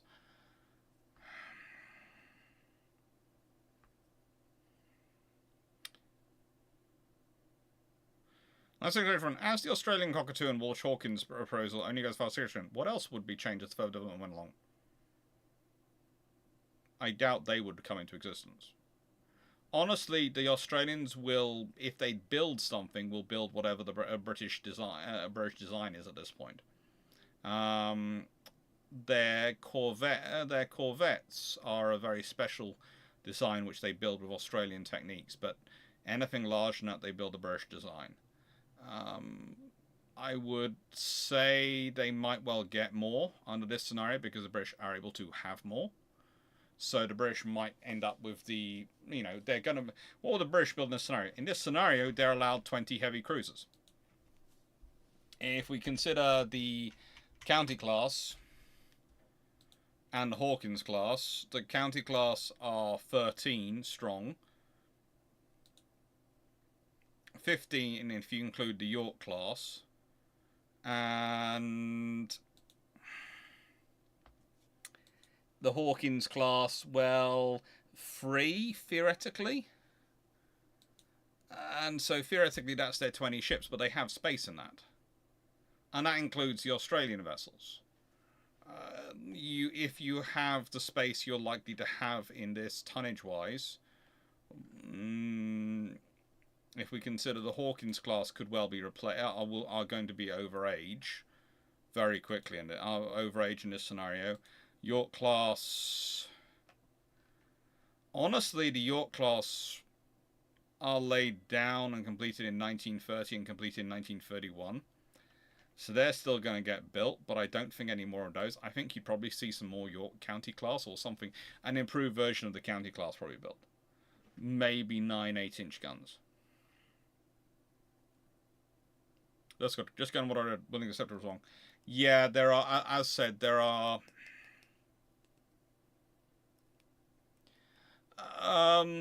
there are some discussions, but there are some realities of basing and peacetime the British are being forced into versus the qualities they do in wartime, what they would do in wartime levels of dispersal, and how much levels of dispersal.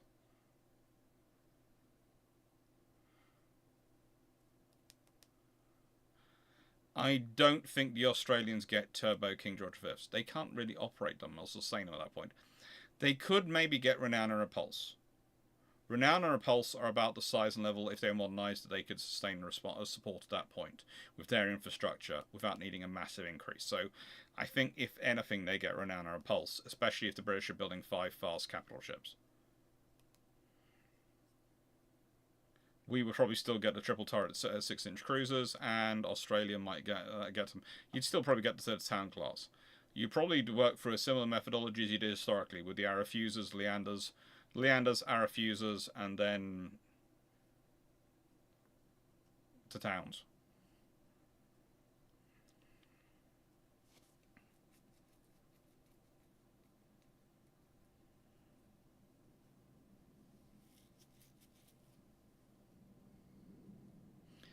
Now, two question: what navy would see the largest transformation you've got placing control in 10 years before World War II? Reasonable budget and knowledge restrictions apply. From 10 years before World War II, i.e. from 1929 onwards, if I'm put in charge, the Navy had the most options to muck around with as the Royal Navy because it has the infrastructure existing. The Americans, I have to build the infrastructure, which means I have to keep Congress on side. And I have to keep dealing with the amount of different people getting involved. Whereas the Royal Navy, I've got the infrastructure. If I've got the reasonable budget and I've got a complete whip hand, I can do whatever I like. And I can do all sorts of changes.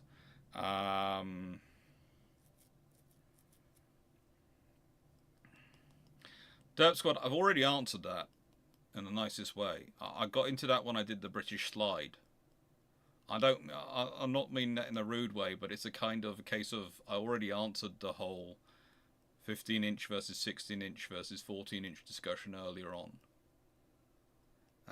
The British, as I said, in paraphrase it all, because I did a full detail earlier, but the paraphrase it, basically the British will if they build want to build equivalent to their counterparts, they'll build a 16-inch battleship. If they go smart and they go with the amount of options they have, they'll go with 15-inch design.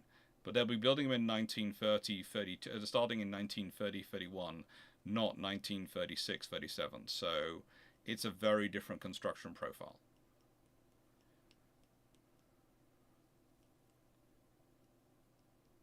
No worries, Dove Squad. But as I said, the point I'm making is that there is earlier in this, there's a whole discussion of that, whereas I'm going to give you a pre-C answer. So I ever repeat the entire discussion, go back to the slide and do it all again, which seems kind of a waste of waste of time in a way, because I've done it already earlier. I was quite happy with the way I did it earlier. Or I give you a quick answer, which sounds almost like a brush off.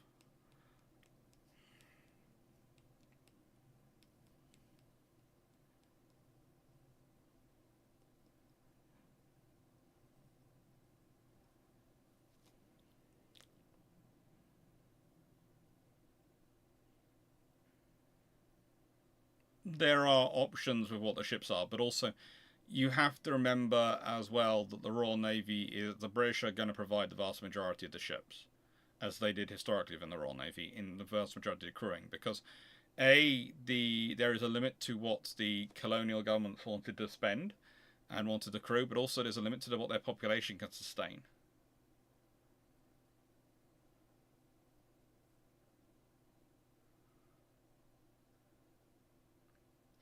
I mean, Coach, you said the Italians might build a carrier in the scenario. The Italians would build a carrier if the French build a carriers. The French build carriers, then Mussolini's ego will demand they have a carrier. He could ignore the burn. He wouldn't have been able to ignore the Joffres. There's a reason why when the Joffres were announced, that's when the Italians start really looking into a carrier construction.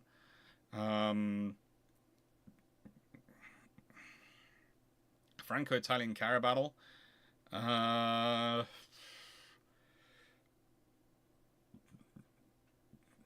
Probably going to take place somewhere south of Sardinia. Maybe on the Sardinia-Corsica gap, but I doubt it's going to take place north of Corsica.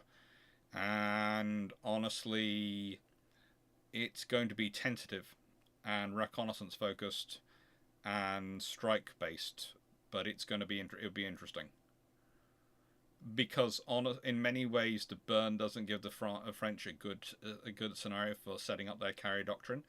They have a doctrine of sorts, and it's interesting when they play around with the British, but I'll be getting into a whole video about the French doctrine later in the year.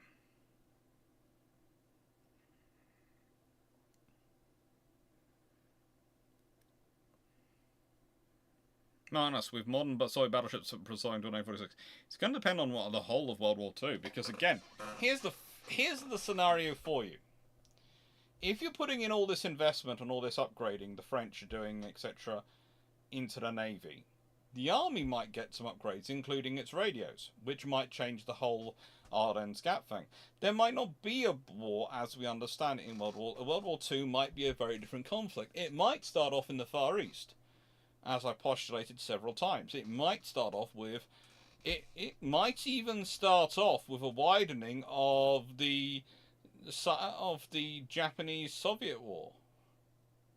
It might do that. The Soviet-Japanese war might widen. Because all it takes...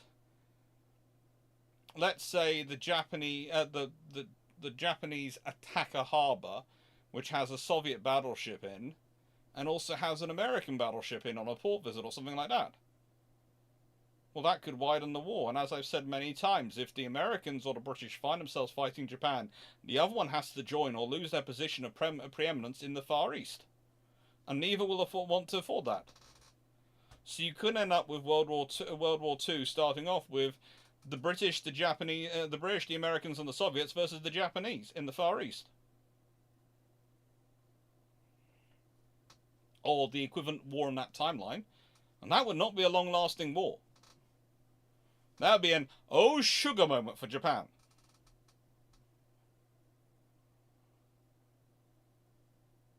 And then you have a scenario of, well, what happens in Europe in that time? Does Hitler want to play away? Well, hang on. If Britain, America, and Soviet Union are already allied fighting Japan, the odds are France joins in. Let's be honest, what will Mussolini do? Mr. Ego hunting Mussolini. He'll probably want to send ships as well. In which case, you could have all of those powers cooperating as an alliance, in which case Hitler's out on his own. If he decides to try and attack one or cause trouble. And the very real statement could be, if you touch Poland or cause trouble behind our back while this, after we finish Japan, we'll come back and deal with you. And that could dampen even Hitler's ego. So the whole scenario could be very different. There's also the reality that he might have decided not to pursue a naval strength at all. Because what's the point? He's so far behind.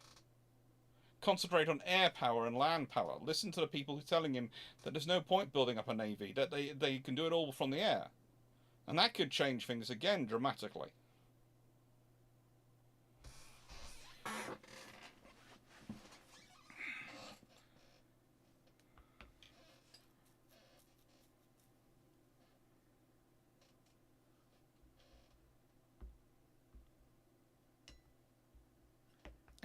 This would make Cold War an interesting place. If the Falklands War broke out in 1922, how bad would it look for the Argentine fleet in this timeline? Really not good. In this timeline, the Royal Navy is probably bigger. Because the Soviet Navy will have been bigger prior to and during and after World War II, which means the Royal Navy will be maintained larger size. And that's probably going to mean it's been a larger size the whole way through. The Royal Navy might still have got rid of its battleships as eventually, as it historically did. Might have them around, but it's still a battleship class. It's going to depend if the Royal Navy builds another class of battleship post World War II or post that timeline. But this would change history dramatically.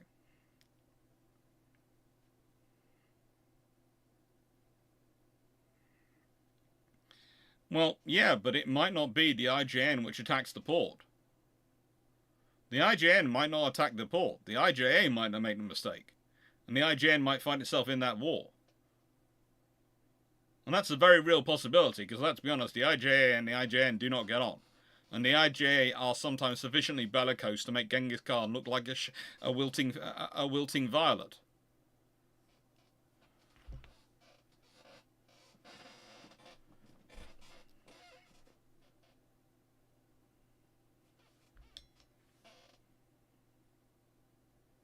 Like Maximus, yes, but in that scenario, you've also got the fact that if the Germans are the Germans going to start the war in the first place? Are the Italians going to join them? And under that scenario, what happens to them? So this is all things. The point is, you are making such a change, and that's why I'm not really predicting World War II, and not really working, just saying the world's going to change dramatically. It's because there's going to be so much of a change from 1930 onwards that World War II as we know it won't happen as we know it. It might not even happen on the same timeline as we know it. It might be that Hitler really has to slow down things to prepare for war to happen later and run into economic issues. Who knows what happens? But it's going to be a very big difference, because I can give a good answer, an argument for what the treaty is going to be. I can give a good argument for what's going to happen up until about 1936. But the moment you get into a scenario with how do the Soviets react to the Japanese leaving the Naval Treaty? Do they leave it like the Italians do? Do they stay in it with the French, the Americans, and the British? What do they do? Do you know? I don't in that scenario, because it's going to depend on what Stalin thinks is best for him. And if they do stay in that treaty, well, suddenly that treaty is going to have a lot more meaning. The 1936-37 London, 36 London, Second London Naval Treaty is suddenly going to have a lot more meaning. It's going to be a de facto alliance against the powers who have left, the powers who are leaving the treaty. It's going to be a de facto alliance against those powers not in the treaty. Will Britain in this scenario make the Anglo-German Naval Treaty? Because remember, when they make it, they're only risking upsetting the French, and frankly, they know the French depend on them, so they're not risking that much. But if they make the Anglo-German Naval Treaty, that might upset the Russians as well. They might not want to do that. So they might not do the Anglo-German Naval Treaty, and that's going to change Hitler's thought process in 1935. There are so many issues from this. It is going to change history completely.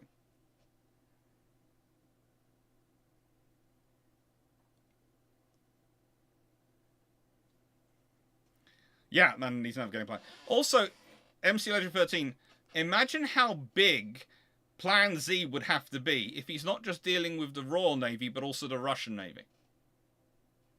Because, let's be honest, if the Russian Navy are building up X number of battleships in the Baltic and Northern Sea, and Northern Fleet and the Black Sea, yes, he only might go, well, I only have to worry about 3 in the North, in the Baltic. But that's 3 they're going to have built when Germany has maybe 2, and who knows? And then also they have the Ganguts as well, and eventually, and also, and on top of things, the Soviets might keep building them. 1936 treaty might happen, and the Soviets keep building. And the Soviets have already been building earlier, so they've got infrastructure going. They've got the infrastructure in place going.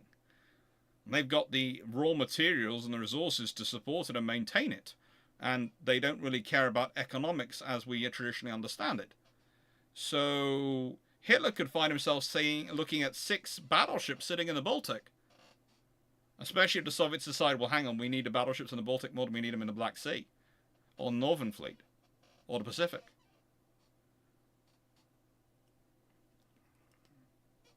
That's not good for the Germans. And yeah, they might have their plan of, Plan Z, but what's the Soviet reaction going to be to Plan Z? They're going to be to sit there and go, oh, well, let them build a massive superiority in ships. Or are they going to match it? which is going to have to cause Plan Z to increase. And then the British are going to be looking over going, oh, frigate, we need to match it as well. Third Squad, it's called the escalator clauses, which are already in the treaty, but also there's the fact that they can, the Second London Naval Treaty doesn't actually place cumulative limits on it. They can build as much as they want. That's one of the reasons why the British build the as many travel classes as they do. It keeps the individual unit limits, but doesn't have a cumulative limits on them.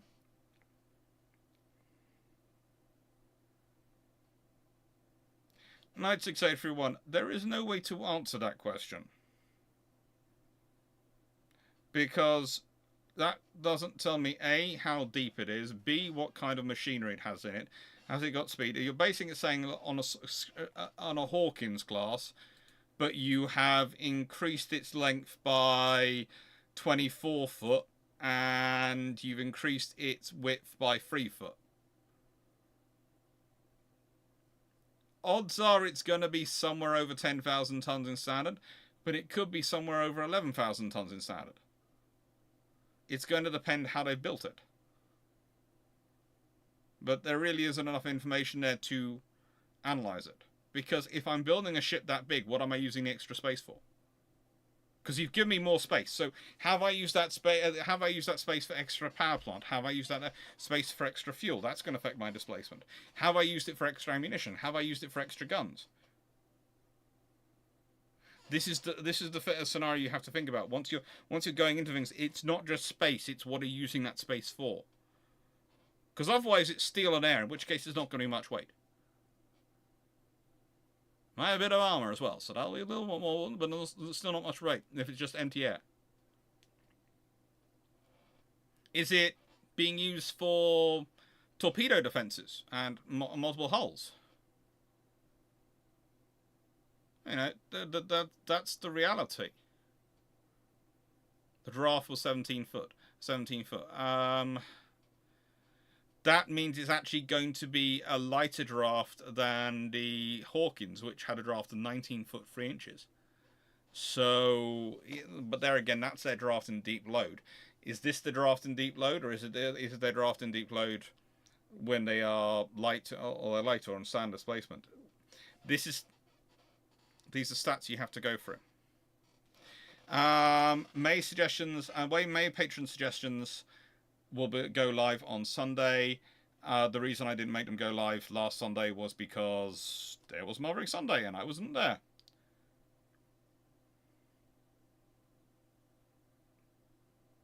So they're going to have a better Q efficient, shallower draft potentially, and 20,000 more shaft horsepower than the Hawkins class, but apparently they're going to have only 2 knot speed advantage.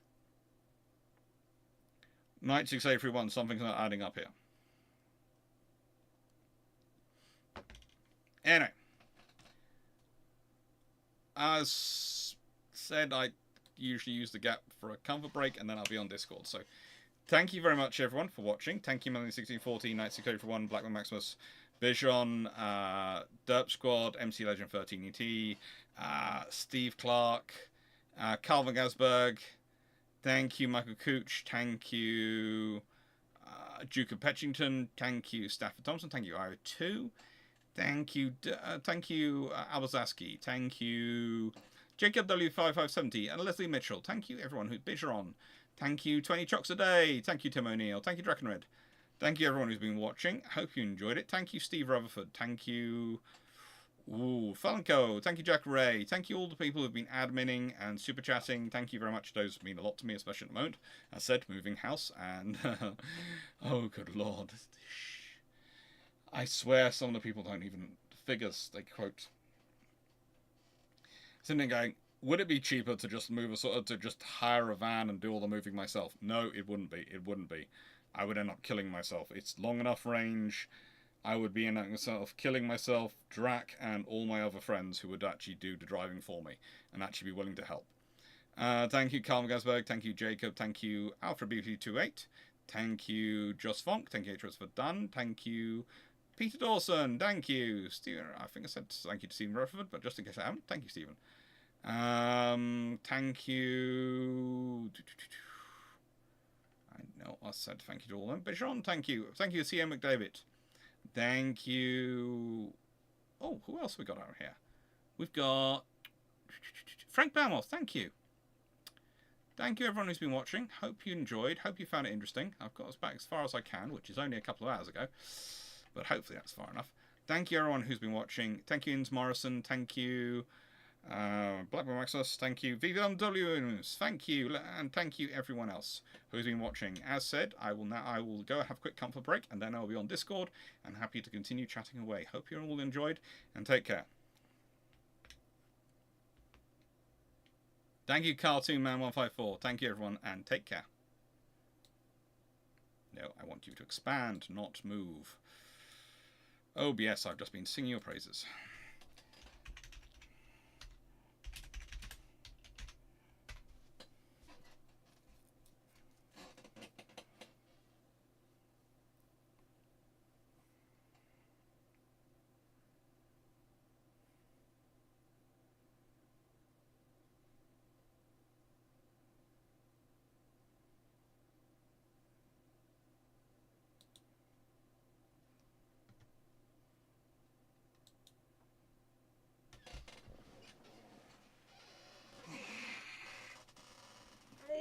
My back.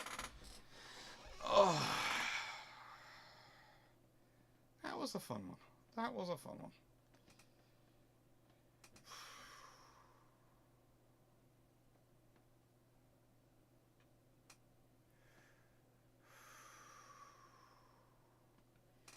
That was a fun one.